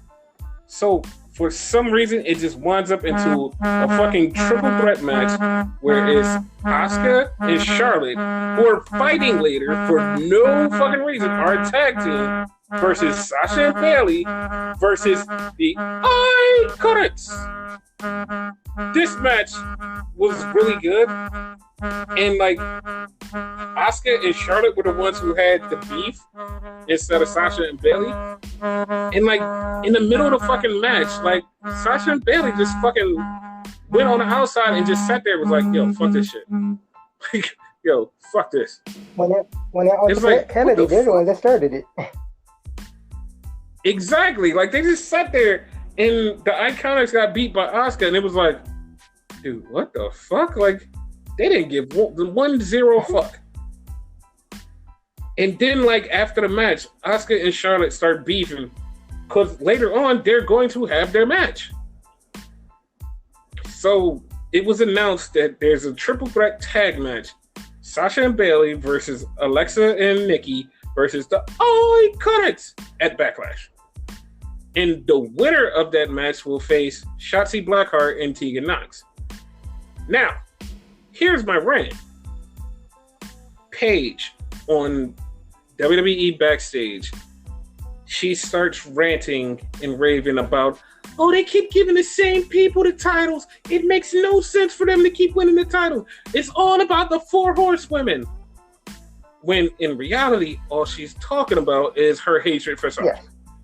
Yeah. And it's really pissing me off because every time Sasha and Bayley are doing something, the first thing that Paige talks about, they keep giving them the titles. They keep giving them this. They keep giving them that. You're like, there's other people that should have the title. When in all reality, Sasha has not been close to the title at all. And Bayley has had the title for 300 and something days. And it blows my mind just the fact that Paige is so angry at Sasha because of her neck injury that she caused herself. But she hates Sasha. Like, she just goes out of her way. Every time Sasha is in something, she just, like, totally just tries to discredit it and destroy it. And it bothers me. And then when she gets called out on it, she goes on Twitter and goes, no, I was talking about the tag team titles, guys. Like, they should be defended everywhere. It's like, wait, hold up. Nikki and Alexa didn't go to every show. When Sasha and Bayley had the titles, they went to Raw, SmackDown, and NXT. They didn't give one fuck. They was everywhere. Like, everybody else that had the tag team titles? The Iconics, no. they had it, so, and like, I want to say they only defended it like once or twice. Twice. They defended it twice. And I want to say it was on the same show, so. Yes. And it bothers me because she's like, it's just the tag team titles. Like, I wasn't talking about her. It's like, dude, every time something happens, you mention her. And it was so fucked up that, like, when she went on her little rant about them, you could see Renee Young face go from, hey, I'm cool, to, bitch, please shut the fuck up because I know where this is going. Because Renee Young's face just went from cool and happy to, like, this bitch is always talking about them. And she, like, and soon as it was over, Renee Young goes, I, for one, think Sasha is a great wrestler. And then she just cuts and goes to the next thing. Because it's like, yo, we know what this beef is. We know what's happening. Here's the thing. I saw a statistic when they actually won the tag team titles. I don't know how true it is, but it's round about this, right? Someone has said on Twitter, and again, it's someone randomly on Twitter said it. Sasha, before that, has not won a title for approximately like 360 days. So as long as Bayley has had the title, like, She hasn't had a title even longer than that. You know the last title that Sasha had? The women's title, honestly? No, she had the tag team titles. That's the last title she had, was the tag team titles. That was 1 year ago, and she only held them for 30 days. Yeah. That was the last time she had the title. You want to know the last time she had a women's title? It was the Raw one. I know that much, right? Yeah, but you want to know when? 2017. That's the last time. So Paige could miss me with that bullshit about those same people keep getting the title. The same people are the top. No. Like, you could argue that with the other ones, but not with Charlotte. Definitely, I mean, not with Charlotte. Not with Sasha. Excuse me. Definitely Charlotte. Definitely Charlotte. And I'm not hating on Charlotte, but like, it's apparent Charlotte wins a lot of titles. You know. But like Sasha, definitely not. You can't. No one could ever say that about Sasha. Yes. It was ridiculous. And I'm not even like a Sasha stan, but like, it's true. You know, like, yeah, it's like, I don't know. And I know why she's mad at her, because she's like, this bitch broke my neck. It wasn't like purposely, like she did it on purpose. But ever since then, she's had beef with Sasha and then played off like, no, that's not what I mean. Like, when she came back and she fought Becky, like, she was like, I don't think Sasha should be getting a title shot. He was like, it's always the same people. And it's like, dude, it's like, what the fuck? It's like, what the fuck? Like, it's just so weird. Yeah. It's just weird. But fuck all that. They're the new tag team champions. Nothing she can do about it. They'll probably keep it for a while too, until they're like, things like pop off. You know what I mean? Yo, I really hope they keep it, because I want to see Sasha and Bayley versus Tegan and Shotzi. Yeah. Like, I'm totally down for that. Like, Raw was funny, because the next thing that happened was really fucking fun. Because they did the Rey Mysterio thing. And Rey Mysterio was talking, and Seth Rollins came out, was like, he was sitting in commentary, was like, yeah, but he was like, Rey, I'm just trying to help you and facilitate you going into retirement. And it was like, okay. And like, so Ray's like, yo, I don't usually serve a 619 until the end, but when I see you, I'm gonna 619 you in the beginning. It's like, dude, 619 is like, takes a while to set up. Like, you're not just gonna 619. Basically, it doesn't really do that much damage. Not unless you count that one thing, but like, I don't know. You can't really like blame the 619 for that. You don't. I'm not gonna say it, but you know exactly what I'm talking about. Hopefully, our listeners know what I'm talking about, because I'm not gonna say it. That's a running gag with me and you. Say it. Okay, like, he hit a 619 on Pedro Aguayo Jr., which, like, sadly died before he hit it, because like his neck hit the ropes and like, I guess his neck snapped or something like that. Yes. But it was because when he this is what happened, and like, this is sad to say, when Ray drop kicked him, because like he went down on the rope, his neck hit the rope and it bounced back and his neck snapped. Because like all of the wear and tear on his neck, when Ray hit him and he went to the rope, it bounced and it snapped his neck. Yeah. And then like Ray hit him with the 619, but he was already gone by that time. And apparently, like, he already had a neck injury prior, so you can't really blame Ray for that. See, people, I could be unbiased. Yeah. But yeah, that Ray thing was like, it was funny because of what happened as soon as the call ended. Yeah, you fucked me up with that one. Because like, as soon as the call ended, I swear, like in my mind, this happened, but it didn't happen. So the call ended. The first thing I thought was, "Holy shit! Rey Mysterio just jumped through the TV and assassinated Seth Rollins." But in reality, when it cut, Aleister Black jumped on Seth Rollins and assassinated him. Like, oh shit! Yeah, it was like one of the funniest things. No, but it made it worse though, because you was like, "Oh shit!" I'm like, "Wait, what happened?" "Oh shit!" then I said it, so like, oh, okay. That shit was funny. I kind of like the dynamic of like one of our TVs being faster than the other because we could fuck the other up. I kind of like that. Yes. And then they had a random match. It was Humberto and Aleister Black versus Murphy and Austin. Here's the thing, right? When Aleister Black was already out there, Murphy and Austin were out there because they were out there with Seth. Like, we come back from commercial and fucking Humberto is coming down to the ring. It's like, okay, what the fuck happened? And it's like, what the fuck? And then they're like, it's a tag team match. I'm like, the fuck? How? Teddy Long came out during the commercial. Apparently he did. Like, he did. He really did. Tag team match, player. Hello. Basically. But that was weird. I agree with you. Yes.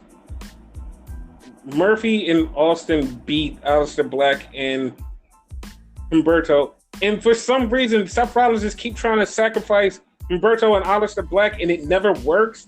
It's like you beat them up and try to sacrifice them. Nothing happens. It's like, this is so stupid. Like, but it's okay. It's okay. Because one day, everybody's going to get beat up. Yep. Especially Rey. Okay, we weren't going to say the Rey part. We had the fucking Viking Raiders doing Viking Raiders stuff with the Street Profits. I was like, I'm gonna say, and they were doing street stuff. What? No. That's something. I know. But yeah, like, they were doing their decathlon, the triathlon, the decapitatalon, whatever it was. And once again, is it Ivar or Eric? The quote unquote cute one. Yes, the cute Ivar. one.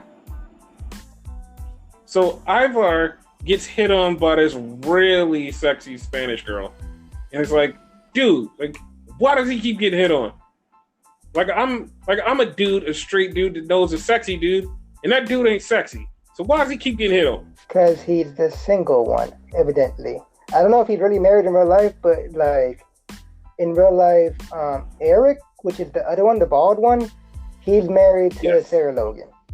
So, you know the bad part? You said he's the single one. I was going to say, he's the single one. Single one. Wow. Yo, what if they fuck around and like break him up and like give him like a heartthrob type of gimmick? I believe that's going to happen. I believe it's going to happen. But, little like Easter egg here, like I forget her name. You'll probably remember it. Huh? Catalina. Yeah, let me explain though for like the viewers though. It was a little while ago we had this guy Sin Cara. You may or may not remember him. Guy with mask. Eventually, this girl would follow him named Catalina. That only lasted like a week or two. Yeah, it only lasted 2 weeks. This cop lady that was totally unmasked was actually Catalina. They used her twice because if you remember, she also was in the crowd. Yeah, she was. Yeah.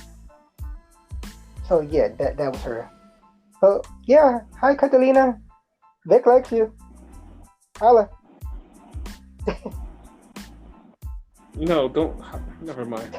So we had a match Kevin Owens versus Andrade versus Angel Garza. And the winner gets to face Apollo Crews, who is the U.S. champion at Backlash. Now, mind you, Angel Garza and Andrade are a team. And Kevin Owens is just Kevin Owens by himself. So, yeah. 2-on-1. We all know this is going to end. Yep. And then, during the match, everything's going perfectly fine because Kevin Owens is kicking both of their asses. Then they both start to be like, you know what? We're going to kick his ass. They start kicking his ass. And all of a sudden, Andrade tries to pin Angel. Angel's like, whoa, we're on the same team. My bad. Pow! Just punch him. Oh, and then they just start fighting. Yep. It's like, all right, cool. They're going to keep fighting. They get on the outside, and then they start going back and forth. And they push Zelina on the floor. It's like, ooh, y'all in trouble. Like I want to say they more or less knocked her out. Yes, he did. But this is exactly what I think happened. Andrade had her. I mean, not Andrade. Angel had her. Angel pulled her in when Andrade was going to hit him, and bow! That's how she got hit. Okay. Because I think it was both of their faults, and that's what happened. Yeah.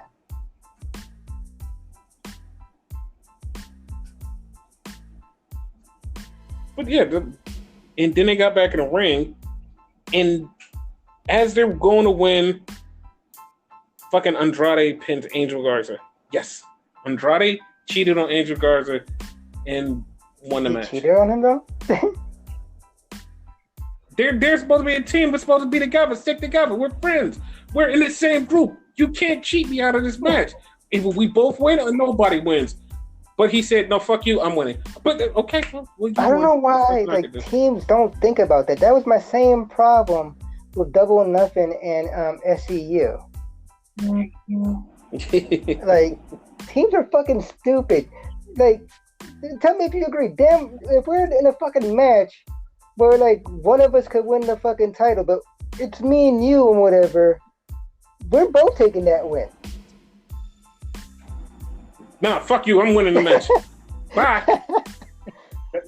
That's everybody's theory is fuck you. I'm winning the match. That's everybody's theory for some reason. I don't know why. It's so stupid. It's like so fucking easy for both of you to fucking win. Exactly. Like, that would have been cool, but nah, fuck you. Bye.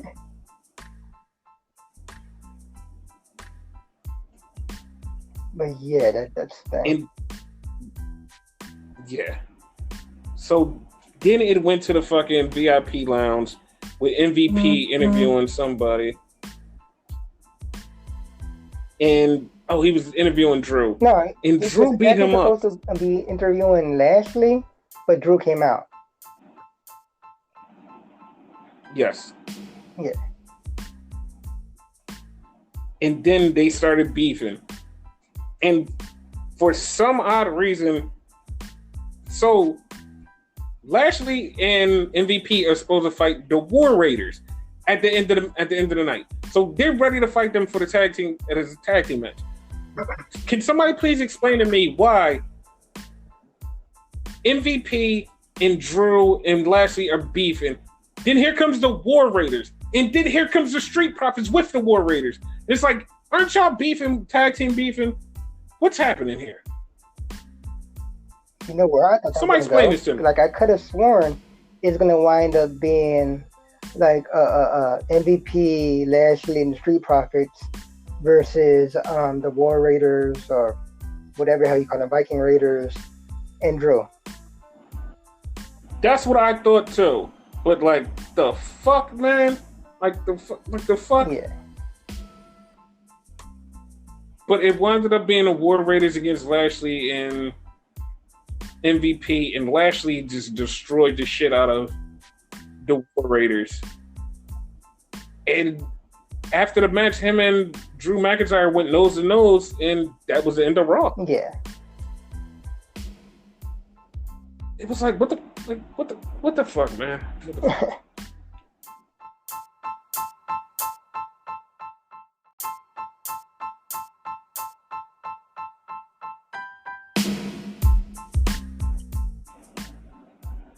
Okay, so we're gonna do the predictions to Backlash. So, first match: Apollo Crews versus Andrade. I'm Who do you going think is? with Apollo. You're going with Apollo? Yes, because like nobody thought he would win it. You know, not even us. And like you remember the whole Cruz can't lose and all that stuff, and all he did was lose. Like That's he's having a winning streak right now, so yeah, like I don't think he's gonna like lose it. Like especially the fact that he just got it. yeah, and I definitely don't see Andrade getting it right back. Yeah. Like if he loses it to anybody, it will be Angel. Yes, that's it. That is definitely it. He's gonna lose it to Angel.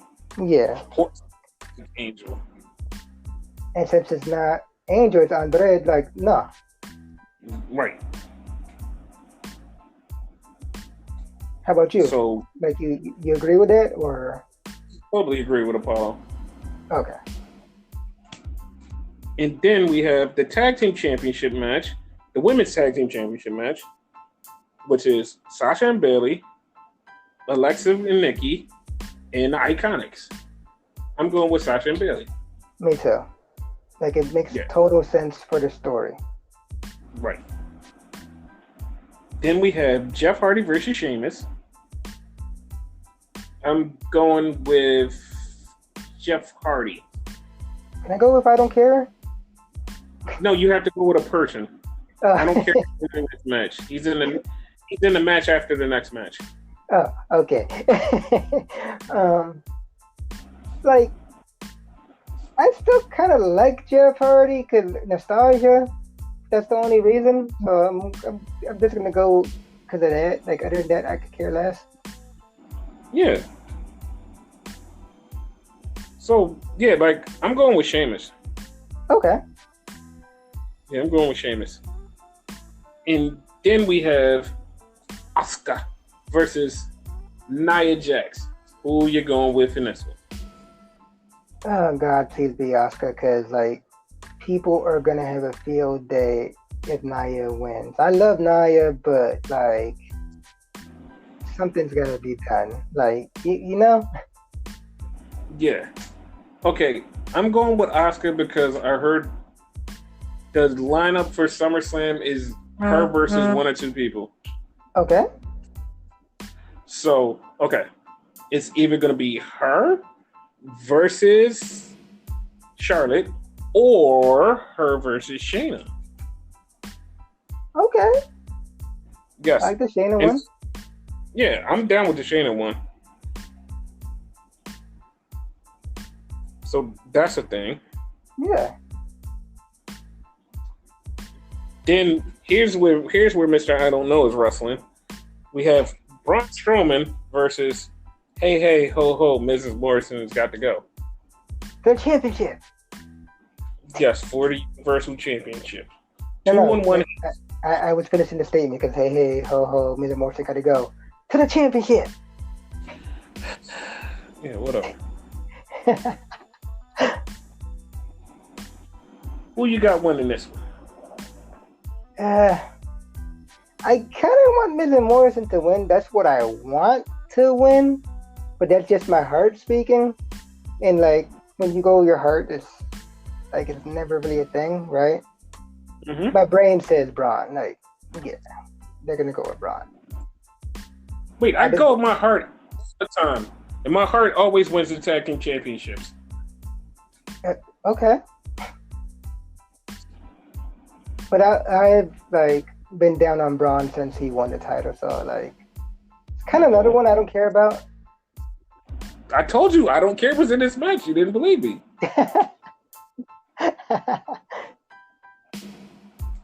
Yeah, that's the thing. So something you do care about: Drew McIntyre versus Bob Lashley. Bob Lashley, though. Thank you, Rusev, for that. Oh, Miro, my bad. I'm gonna go with Drew. like there's rumors apparently Lashley's gonna win because like something that was said or something like that, but it's just hearsay. Drew's gonna win. Yes. No. Okay, I believe that rumor, but I don't believe it for right now. The rumor is MVP was put with Lashley because MVP is going to talk and be the guy who's going to get him to the championship, and that's why he was put. Yes. Yeah, but it's not. So I believe. Yeah, just not right now. Not right now because Drew just won that. Yeah. And then we had Edge versus Randy Orton in the greatest match ever. It is the greatest match ever. So, who are you going with in this match? Wait, I have to get like a drink because I disgusted myself with just like singing that and like halfway being serious. No, man, you gotta love this match, man. It is greatest match ever. I think I'm joking. That was a soda in the background. I'm really pouring something to drink. I'm really disgusted with myself. But I tend to go like rubber match type of things when it comes to this type of thing, right? Mm-hmm. They should have been stopped it because Edge won, right? Mm-hmm. But since they're going for the second one, Randy's gonna win this one, and then there's gonna be a third one. Unfortunately. Yep. That's exactly how I feel. It sucks, but I feel that way. Yeah. Had Randy won the first one, I would have been totally fine with a second and third one. But yes, there's really no need. Like when we initially did our WrestleMania predictions, like that was our whole thing. Like you're like, no, fuck that. We don't need it. I'm like, no, like if Randy wins, yeah. Yeah, but Edge won that first one, so there's no need for this match. Yeah, and you were 100% right. Like, yeah. No, like this is like a whole botch, and like the whole narrative of it being the best match ever. Like, what the hell? Greatest match ever, not best. Greatest. Whatever. Yeah, I'm just not. Yeah, I'm not feeling this match. So apparently, it was taped already, and they said, "Hey, it's a great match." All right, whatever. But not the greatest. Not the greatest. And here's the thing, like, I believe the match is gonna be good. Dare I say, awesome, right? Yes. But had they not put that whole thing in it, right? Mm-hmm. Mentally, it would have been a lot better. But since they put that on there, it's gonna lack. It's gonna lack. Yeah, because they have to live up to the hype that they don't have. Like it's not there. It's like now, whoever saw this movie, like, don't hate on me because one, I never saw it, but I'm just saying, Gone with the Wind. Supposedly that's one of the greatest movies of all time. I've never seen it, but supposedly it is. And like, if I were to watch that movie and it sucks in my opinion, I'm gonna be mad because everybody told me how good it was. That's why I have never seen Gone with the Wind because everybody said it's the greatest movie ever. Yeah, I had to go with a classic. Like I couldn't think of anything else people say is the greatest movie ever. So yeah, that's one of them. And like, yeah, people have said that, and I've never seen it. Yeah, just but you get my comparison though, right? No, I got it. But yeah, it's definitely not living up to the hype at all. Yeah, because Edge is a great wrestler. Randy has his moments when he wants to try. Randy is like a real life Orange Cassidy. He's on when he tries. Yes. So yeah. That's it then. Yes. Did you say who you picked in that one or no? Because I said Edge. Oh, I'm picking Randy. I mean, no, excuse me. I did pick Randy. Yes. I'm sorry. Like, it's that fucked up. I switched like midway through. I picked Randy too because like it has to go to the three-way. I mean, the third match. Yes. This match has fucked you up, didn't it? Yes, because it's not needed. And by the way, there's only 7 matches on Backlash. Yes. So that's not a lot. No. Yeah, I swear like they're gonna add a new match on SmackDown or something. But yeah. All these matches you could watch simulations of on youtube.com/everythingenigma. Subscribe now. Yay. T-plug. Bang bang. What the No Mick Foley. Have a nice day. We're not done. No, we're not done. You watched Impact, didn't you? Yes. What's going on with Impact? Apparently, like for once, I watched quote unquote the whole show, but I missed the first match. So the first match was a 3-way, right? Don't know what it was or whatever. Like I'm like reading it because like me with my bad memory, I'm old, y'all. Okay. Sami Callihan versus Michael Elgin versus Ken Shamrock. And again, I didn't watch it, so don't really care. Michael Elgin won that. I find Michael Elgin boring. Whatever. Then I have to read it because I want to get this all in order. And my tablet's fucking up, I think. So, oh no, hold up. Oh yeah, we had Tasha Steele going against Susie. Tasha Steele had, huh? I like Tasha Steele. Yeah, Tasha Steele for some reason had Kiera Hogan with her. Like I don't know the backstory with that. And Susie, like for everybody that don't know, is Su Young. Like it's her alter ego. Like she's sweet and whatever. Like picture like Bailey when she was goody, but more. Yes. So yes, yeah, I'm gonna like go through this or whatever because not too many people care about Impact, but you know,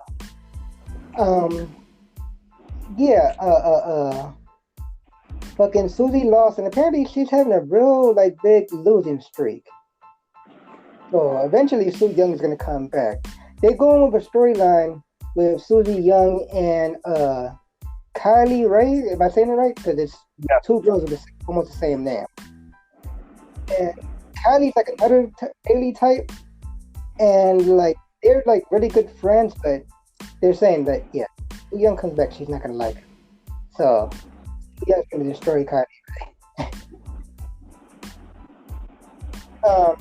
It was a backstage segment with where Johnny Bravo, John E.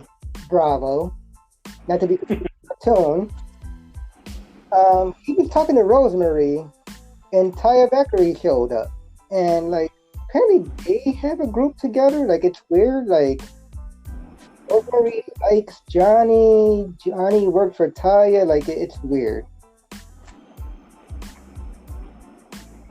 Then they had a tag team match with Johnny Swinger and your boy, because you've been preaching for this guy for the longest, Chris Bay, which he's cool as shit now. Like, yeah, like he's kind of what Swerve should be in NXT, in my opinion.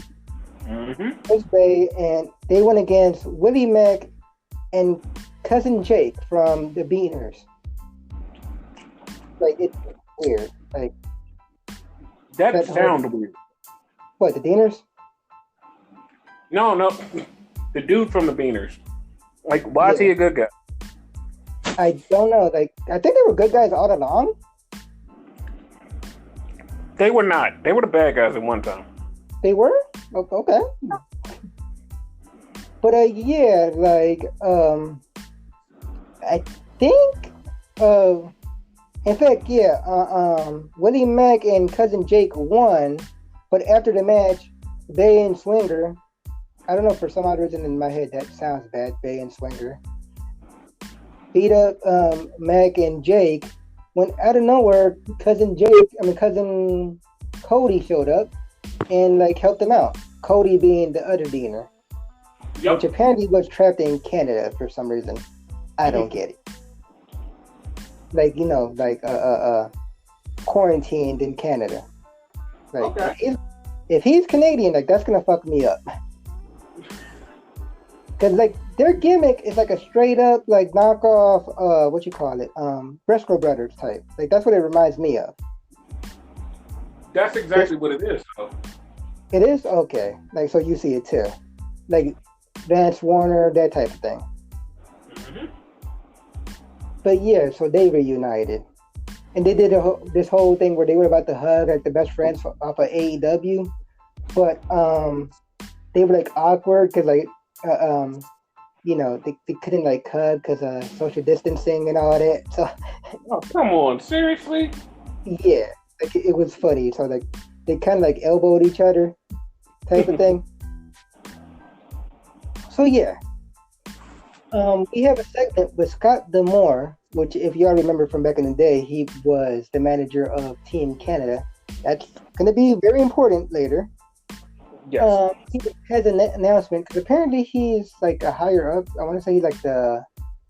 He's like the person in charge. Yeah, like he's like their general manager or something, right? Yeah. So yeah, and like he got old.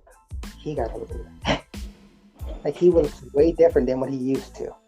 That's fucked up. But yeah, our Impact Wrestling World Champion, if you don't remember, because she's been missing in action for a long time, and yes, you heard me, Tessa Blanchard, that's our Impact Champion. It seemed like they were about to strip her of the title, but the number one contender came out, which is Ace Austin. Ace Austin. Yep. So many Austins, like I forget, like names just like that. He shows up and he's like, "Oh yeah, give me the title." You know how this goes when the bad guy comes out. They were like, "Yeah, just hand me the title." And then Michael Elgin shows up talking shit, and then fucking what's his name? Eddie Edwards shows up. There's one more person I can't remember. Michael Elgin? No, I said Michael Elgin. Oh, Trey Miguel. Oh yeah. So what happened was like instead of stripping her the title, D'Amore was like, "Oh, we're gonna have a 5-way," and then Ace Austin was like, "Stupid! There's only 4 of us. How is it a 5-way?" And that's when Trey Miguel shows up and beats his ass because apparently someone beat up Trey because it was supposed to be a number one contender tournament, and Trey was in it. Someone beat him up. That's a mystery. Apparently, they're kind of hinting at being Ace, but I don't think it is going to be him. It's too obvious. Like, I was thinking, like, when I heard he got beat up and taken out because his partner, what is his name? Zachary Wentz. Yes. Right. He had to get in there. Yeah, he had to get in there and wrestle for him, and he, like, posted this thing on social media. It was like, "I'm fighting for my brother." It was like, "I love you, man. I'm fighting for you." And he went in there and lost, and Ace Austin won. So, like, yeah. You said this to me. You said that you think that it's the Rascals that attacked him? Yes. Because it's a weird thing. Like, every time he's around, they're, like, awkward around him. Like, why are you awkward around him? Like, unless you got something to atone for, you know? Like, yes. Hell? Like, it's really fucking weird. Anyhow, right? So, we go into a match against, now known as Jacob Christ, which is Jay Christ, who apparently betrayed his brother Dave Christ last week and joined social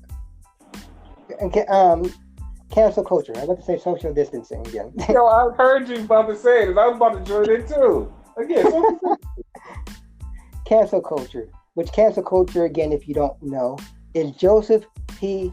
Ryan. You gather for yourself what you think the P stands for. And that's Joey Perfect. Ryan. Joseph Perfect Ryan.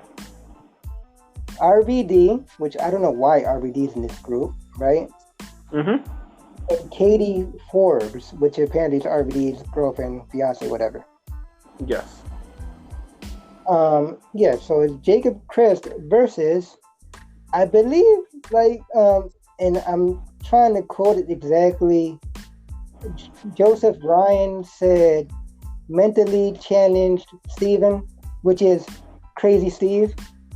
Yes. And like the whole beef is because his name is Crazy Steve, and that's offensive. But you called him mentally challenged, and I find that even more offensive. That's less offensive than crazy. Like, what the fuck? But yeah, like, like it was so many people against Steve and like distractions and all that. So Jacob, which I don't know why I'm not feeling the same. You said it was horrible. Like, he won. Yes. He has new gear. It looks like he's wearing plaid, but it's leather. It's weird.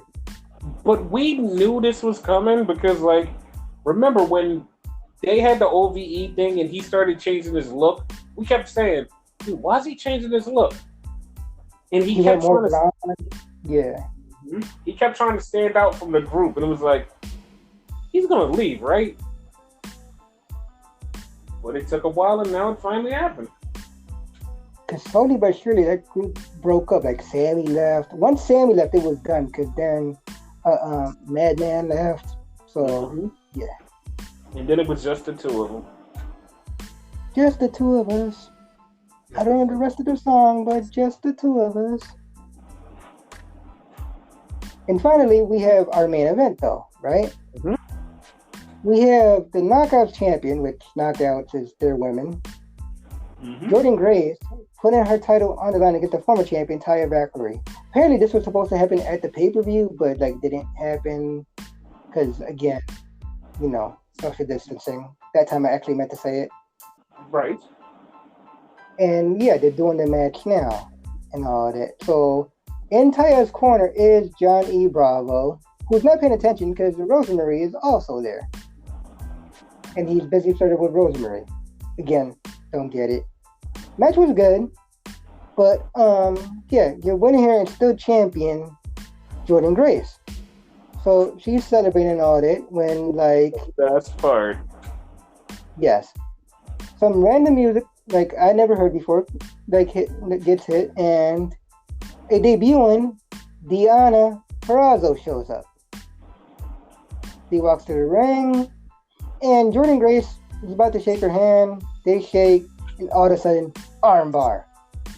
Like, and that's how we end the show. Like Deonna Purrazzo kicking Jordynne Grace's ass. So yeah, now she looks like a big threat. Yes, like they build her strong. Like it's awesome. Yes. I try to get through it as fast as possible because I know not a lot of people are down with Impact, but it was actually kind of enjoyable. Like I miss Impact a lot, but like the little bit I see here and there, like I like. That's awesome. Yeah. It's like a lot of like storylines I'm actually anticipating. Ah, so you'll be back. Oh yeah. I mean, hell, if I remember, because like I remember they're on Tuesdays. I just always forget the time. 8:00 on Tuesdays. Yeah, in case you forgot, I'm the one with the bad memories, and I'm gonna forget that. So, yeah. You're gonna forget? Oh man. Yeah, I need Brain Ico Pro. I kinda want it. Yeah, you kind of want it. But yeah, that was my Impact review, which you're not going to get those every week, but every once in a while you'll get them. Yay! So did you watch Dynamic? No. You didn't watch AEW Dynamic? Oh, you fucked me up with that one. Yes. What the fuck? Yes. Fucking Dynamic. So what did you think of it? It was okay. Like it had good parts and it had like parts. Okay, I'm gonna go with this. Like it started off good and slowly, gradually declined to like, because it started off really good, and I'm only saying this because I'm a mark for this tag team. So it started off with FTR versus Butcher and Blade. Yes. I hate FTR's entrance because they come in on a pickup truck, And it's like, what the fuck? Like, why are y'all coming in a pickup truck? It's like, it feels weird. I thought I was the only one that hated that. No. It's weird. What did that happen? Yeah. And they trying to make him like really southern. Yeah. So yeah, they fought the match was good, though. Huh? No, I was gonna say the match was good though. Like I did enjoy the match. Yes, and they hit him with the what is that? What is it? The Midnight Express. No. It's not called the Midnight Express. Actually, you actually like heard that wrong. Cause like when I rewatched it, right, Mm-hmm. It's actually called the Goodnight Express. Oh, the Goodnight Express. Yes. Which is the former Shatter Machine. And yes. And I hate the fact that they had to change this name for the double pile driver. Instead of the Brain Buster, it's called the Mind Exploder. Wait. Yes. What the fuck? Yes. I didn't peep that. That's a thing? It's called the Mind Exploder. I'm so mad that that's a thing. They can't use Brainbuster? I don't think so because that's a tag team name, but like apparently they call it the Mind Exploder. That's what was told to me. It's called the Mind Exploder. I was like, I hope that's not what it's called, but like it's funny and it makes sense, but I don't like it. Like does WWE own that? I think they own it. Oh shit. And then this is the part that pissed me off. Like it pissed me off and like it really pissed me off for the rest of the show. I know that they have to look up the Young Bucks versus FTR. But the Young Bucks come out was like, you didn't show us the proper respect. You didn't come out and shake our hands. Like, we've been holding down a tag team wrestling for years. And like, it pisses me off when they come out and they talk their shit. And I know they're supposed to be the faces, but that pisses me off. And then, like, as they're talking, they get jumped by Butcher and Blade. And FTR helps them. And then here comes Hangman Page and Kenny Omega. And like you were talking about earlier, Hangman comes out with a fucking glass and it's just standing there. And everybody's in the ring and he's still standing there like, I don't want to be here. Like he came in all nonchalantly, like he just walked. Like Kenny was running. He walked like, whatever. And he's holding the glass. He's like, I don't want to be here. I was like, what the fuck? But know how much you hated this segment? And when I point it out, you're going to be like, oh, shit, right? What? He didn't even point out who won the match. FTR won the match. Well, I thought that was like basic knowledge. Like, Butcher the Blade ain't nobody. I'm just saying. Yeah, FTR won. Butcher the Blade ain't beating nobody ever, now, then, and forever. Never. Wow. But, okay, do you see how it's going to go? I see FTR is going to take the tag titles and they're going to wind up defending them against the Young Bucks at All Out. That's what I see. Yeah. Yeah, okay. I agree. We're on the same page. But yeah, that happened. Because right now, fucking, what's their faces? The Elite. I'm going to call them by their tag team name, but they're technically still their Elite. The Elite have it. And it's not going to be Elite versus Elite again, first of all. Yes. You know? So, like, FTR would have to get it. Mm-hmm. Yeah. And then we had a match, a tag team match that bothered me. It fucking bothered me. Because it's Chris Statlander and Hikaru Shida versus Nyla Rose and Penelope Ford. Like, this match was okay. I'm just going to say okay. Yeah. Penelope Ford pinned Hikaru Shida. And now she's basically number one contender. It's like... Basically, yeah. I don't want to see that match. Do you? No. I mean, she impressed me a little bit in this match. That's the thing. A little bit. Right. You know, like, it wasn't nothing mind blowing. You know, like it was a moment there. She was about to hit a springboard move, and I say about because she got interrupted. But like nothing mind blowing. Like it shouldn't be her. You know, not yet. You know, Yeah, she's still I think really it's great. way too early for Penelope Ford to get a title shot.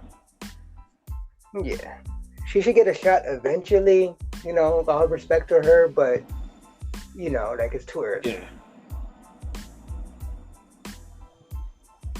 And then they did a backstage thing where it was hilarious. It was Tony Hawk teaching, well, not teaching, it was Darby Allin skateboarding with Tony Hawk off of a ladder. Now, here's the thing, right? Mm-hmm. You know Darby's not medically cleared to wrestle, but he's medically cleared to do skateboard crap? Yeah, because you don't need to be like have a doctor like tell you to do that. Yeah. Like, I was like, what the fuck? Like, that made no sense. Another thing, right? Did you notice he was doing that shit like helmetless? Wow, couldn't say that shit. Yes, because Darby Allin's a sicko and Darby Allin doesn't care. Yeah. Darby's a sicko. Like I'm totally expecting like bang his fucking head. Yeah. Which he probably did within the edits of that shit. He probably did. And he's still gonna wind up wrestling. But did you notice something? That shit was heavily edited. Mm-hmm. Because he was fucking up on purpose, first of all. Mm-hmm. Because like he's actually like really good at his skateboard. But you notice he took off his jacket and he was doing it, but then all of a sudden when he finally hit it, he had his jacket on. Yes. Because it would like they didn't want to make him look bad on TV.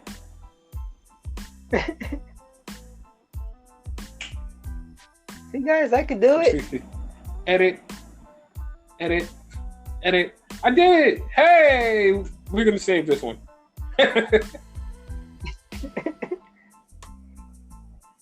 I wonder how many actual takes it took. Like those are the ones they showed us. I wonder how many actually took. 90 of them. I'm betting. Like you're probably joking, but that probably is like a thing. No, I'm dead serious. It probably was 90. Oh shit.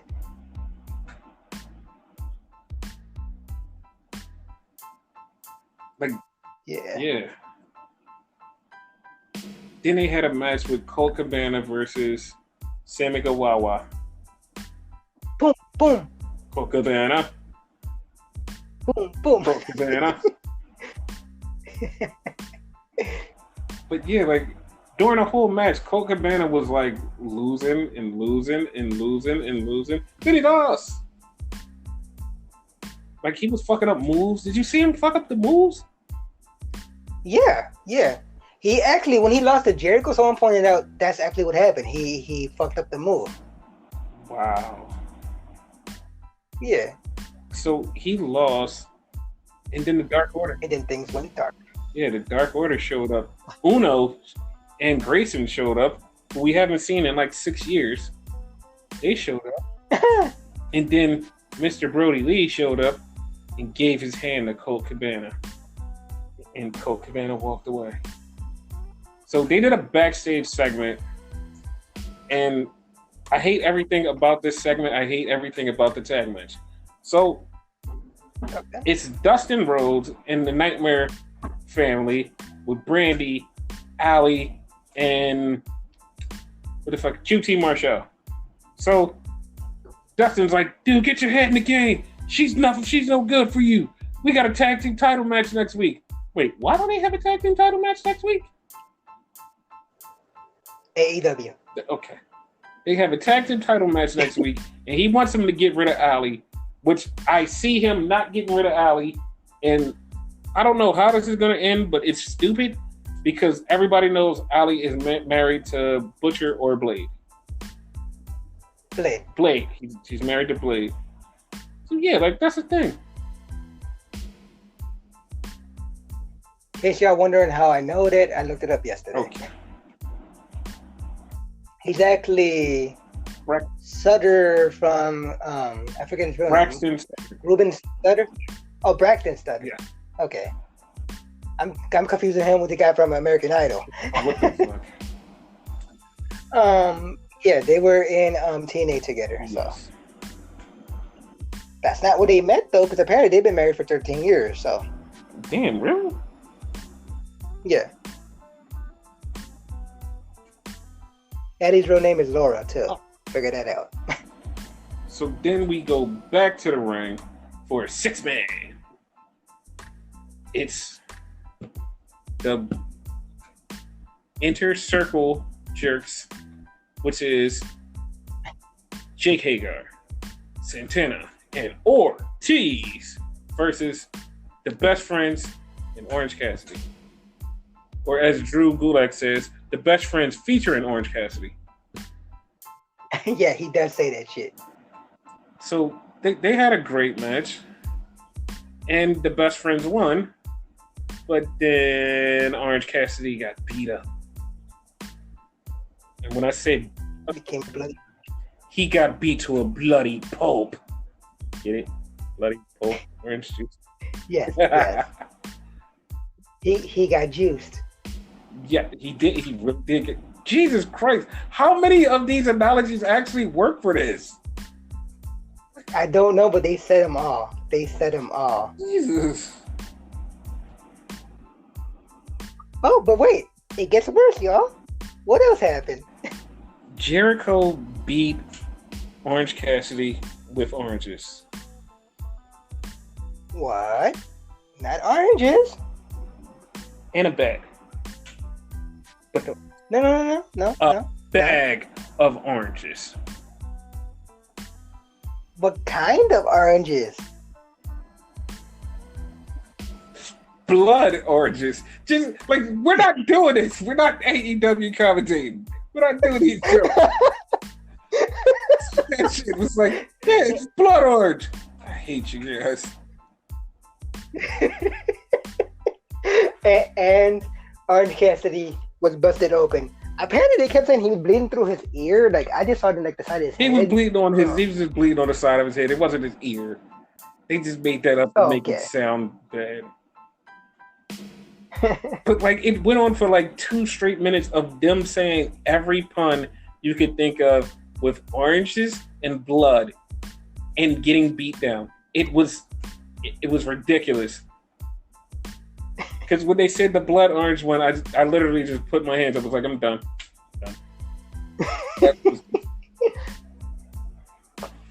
But yeah, apparently he busted. I actually had to. That was the thing. Yeah, no, it's a thing. But apparently he busted them open with the oranges. It was with the bat, but it was with the oranges, they said. Because as soon as he hit with the oranges, he was busted open before he hit it. Yeah, because as soon as he hit with the oranges, it's like, oh, he busted them open with oranges. And I remember saying it to you. I was like, dude, how the fuck did they bust them open with oranges? And according to them, that shit was like 20 pounds or something. Which, if they were real oranges, fine. But I don't even think they were real oranges. I don't think so either. There was a couple real oranges because they did squeeze the oranges on them. Oh shit! Like they did do that part. That was a funny part.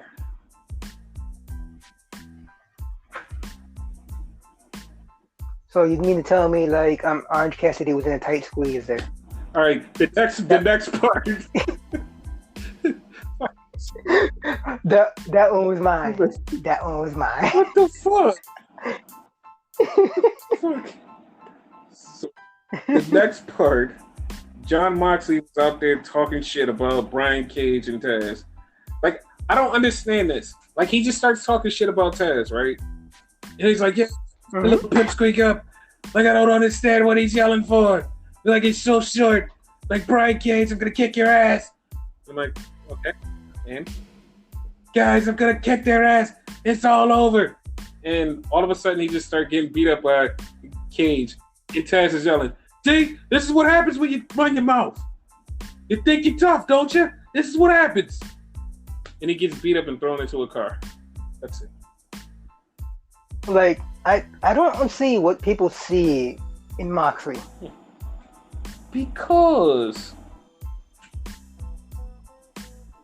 No, I'm just saying, because what? I don't know. Oh, I thought you were gonna do a Triple H and be like because and just move on. No, I don't like. I don't get it either. But yeah, whatever. Like we're not hating on them. It's just we don't see what they see. Whatever. Not my thing. Like Cage needs to get the title. Like I know originally you said you didn't like it because like he seemed like he didn't do the same exact thing he did in Impact here, but it seemed like a necessary evil. It needs to happen. No, but Moxie's born. You know who I want the title to go on. Okay, put it out there. I wanted to go on Hangman. Hangman Page needs to be the champion. Hangman Page. Champion. Yes. So that's what I want. I want to happen. Hangman, champion. Champion, Hangman. It might go to Mr. Mofongo, though. Matt Hardy? I was actually thinking about Sammy Guevara because Matt Hardy's going to eat him like he's a Mofongo. Yes, he is. I think that's the only Spanish word he knows, by the way. You know what? He keeps saying that. Like, I've never heard him say anything other than Mofongo. It's like, say more. All right. This is off topic. I have a challenge for you. Say three like foods in Spanish.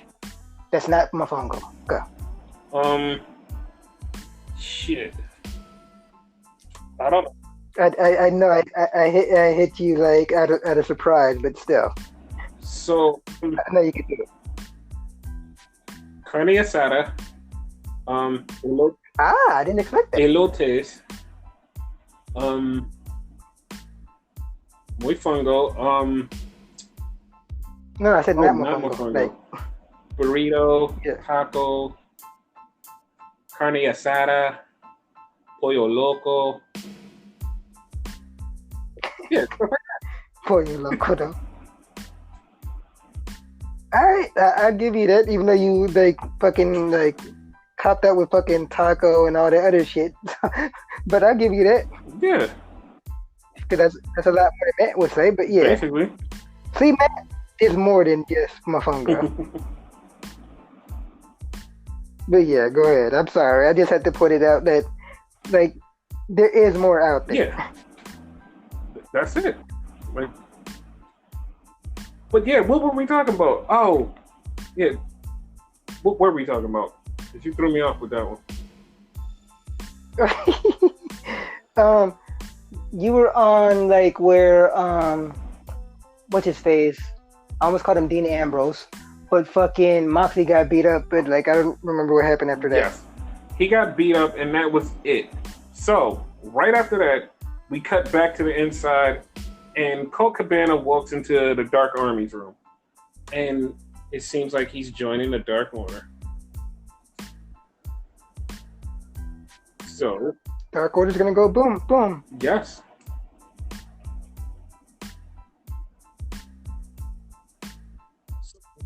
So that was that. Then we had a match between Mark Quinn and what is his name? Cody Rhodes for the television championship. Now, this whole thing was like, it was okay. Mark Quinn hit like this cool ass DDT that was like so fucking awesome. You showed me it. I think I called it a neckbreaker DDT because it started off like it looked like a, what you call it, Rude Awakening? Yes. But somehow like went into a fucking sliced bread into a DDT. Mm-hmm. Like, what the fuck? Basically. Like so many moves in one. Like Mark Quinn is good. But yeah, like he was doing a lot of moves, jumping on like Cody, jumping, doing 450s and shit. It was like, oh shit, this motherfucker's really good. Yeah. It was pretty badass. But like he lost to Cody, and it was like, oh, okay.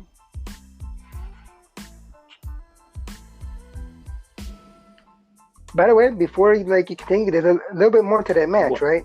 You missed something where it was After the fucking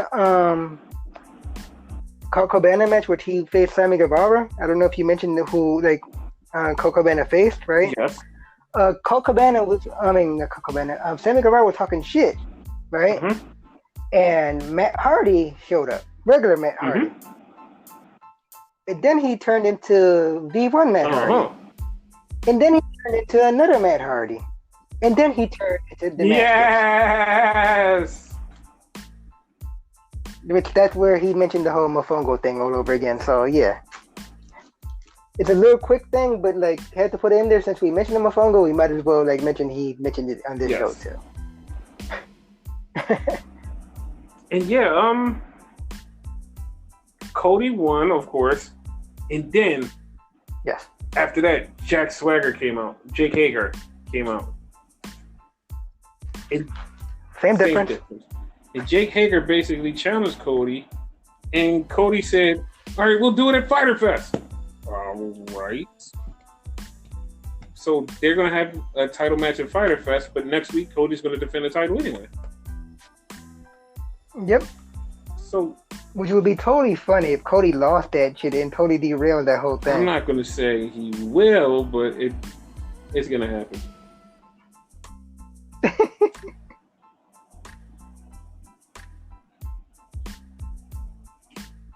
But yeah, that's pretty much AEW. Like it's like you said, like in the beginning, AEW was It started off cool, but basically.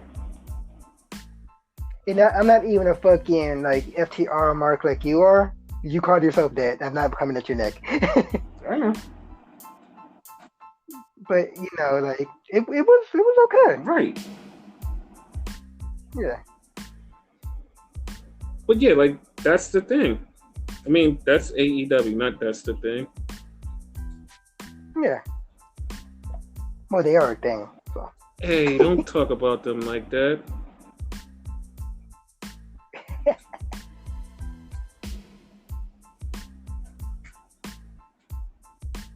Yeah.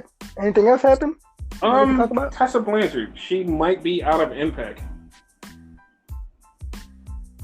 Okay, so is that match not going to happen then? I don't know because she's still in Mexico and they've been having problems with her, like serious problems, because they've been trying to get her to do stuff for the show. They're like, hey, can you do this? Can you do this? Can you do this? And she's like, fuck no, fuck no, fuck no, fuck no. Maybe, fuck no. That's exactly what happened. Like she did a maybe and said fuck no. So they're they were like, yo, you need to cooperate. She's like, I'm not cooperating because I'm down here with my fiance/husband and fuck you guys. It was like, and her new best friend. Yeah, and her new best friend. It was like, oh, what the fuck? And it's like, and then like people are like, it is like, what the fuck? It's like, why is this happening? So like the people in the company are like, oh shit, like fuck a company, bro. Watch it anybody else.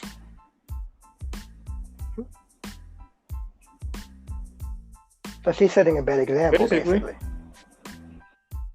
Wow. They shouldn't never put the title on her to begin with.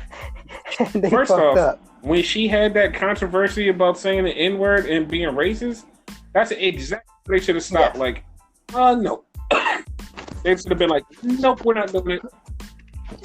But what did it do? I mean, though, at the same time with that, though, like, people redeem themselves after a while. Dude. Like, they repent, you know, like. No, I would give her the repent. But when you come out right after all of this shit comes out and you sit there and goes, yo, all of y'all haters talking shit, look at me now. I'm the champion. Whoa. Like, we wanted you to. Like, not even apologize. Never apologize. That was her thing. Yeah. No, you're right about that. I'm saying, like, initially when she won it, before she fucked that up, she did a couple interviews after that where she never apologized. None. And a bunch of people called her out for that. So, like, they should have, like, right after she won it, took the title off her. Because she had a couple title defenses, if I'm not mistaken. They should have took it off her then. Like, I'm okay with them giving it to her initially because you never know. She could have changed. Mm-hmm. But that shows right there she did it. Yeah, she didn't at all. Yeah. And that kind of bothered me, but like they should have said something right then and there, but like, yo, listen, no, you're doing wrong, and we're not gonna give you the title. It's like, okay. But they didn't do that. They didn't even strip her the title now. It's No, like, exactly. Like, see, like, to me, that's where they fucked up. Once they seen she had controversy, they should have just stepped around and been like, you know what, fuck this. But they decided to give her the title anyway, so fuck that shit. because it wouldn't be the first time they fire somebody who's a champion. Nope. The first time they did it was an accident, but yeah. But I feel like either she's not going to show up or they're going to strip her of the title. Yeah. Because I really feel like they're going to strip her of the title. Like, she's not going to be champion after this. No, definitely not.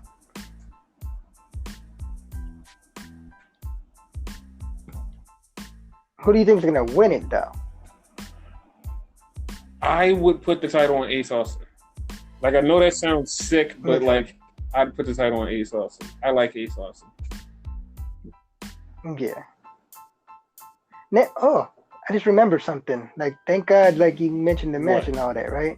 So, for my Impact thing, right, I did mention the fact about Canadian and all that. Like, that's going to be important, right?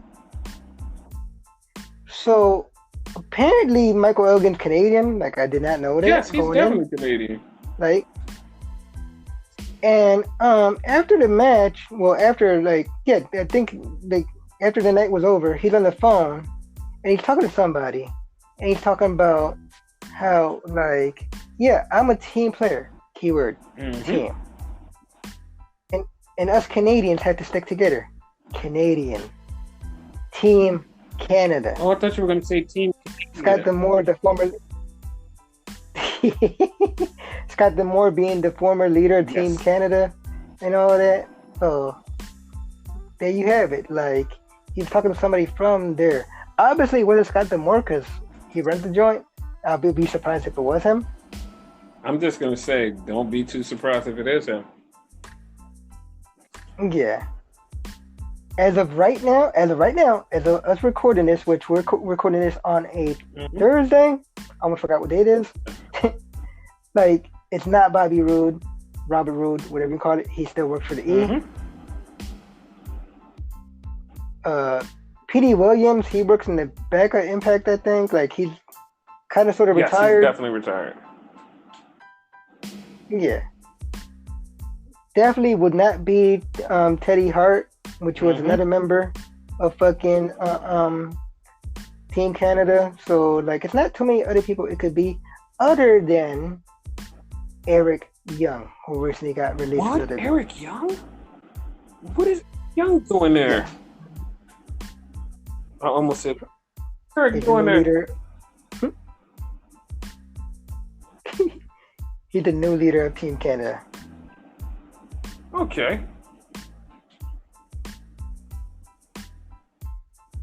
Like, watch that be a thing. I'm calling that right now. I hope it is. Yeah. Because, like, he's getting up there in age, so, like, I see him more as a Yes. manager now. Yeah, so.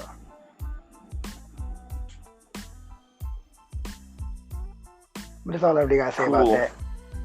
No, that's Anything it. else? Okay. We didn't do it last week. You want to do the fucking repackage thing? It's up to you. Okay. Let me see. Not him, because he had a whole bunch of gimmicks, and it'll be too fucking easy. Okay.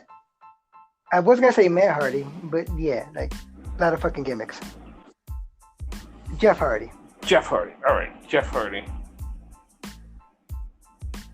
I would be repackage Jeff Hardy as.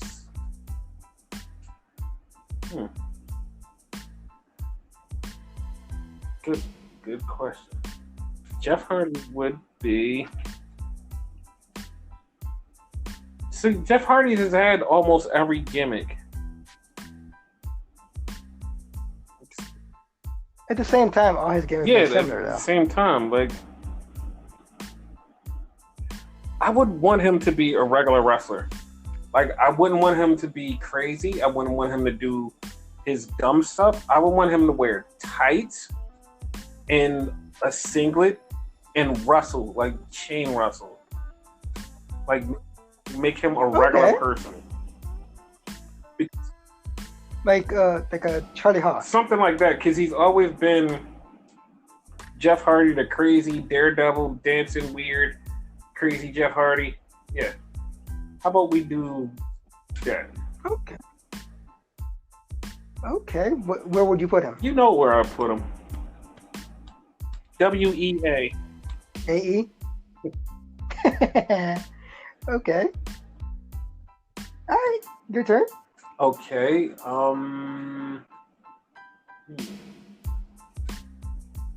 Jake Christ. Oh, wow.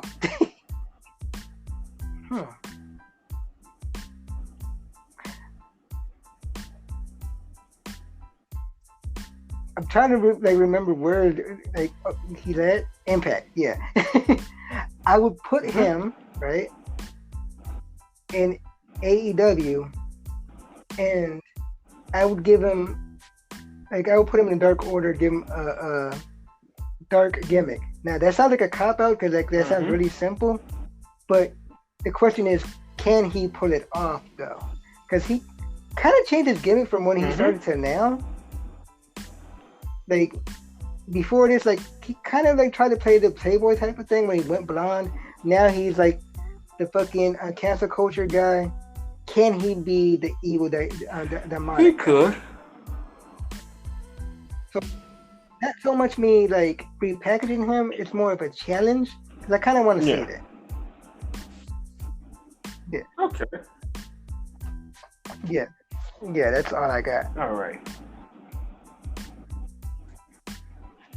So yeah.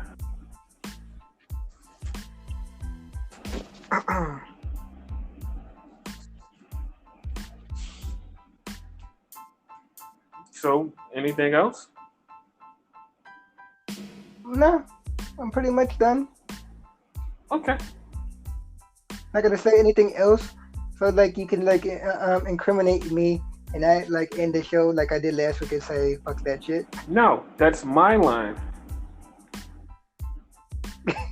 I took it last week because you failed and you tried to keep fucking things. No more fucking things. Things that stop fucking things. So fucking with deck. Fuck that shit.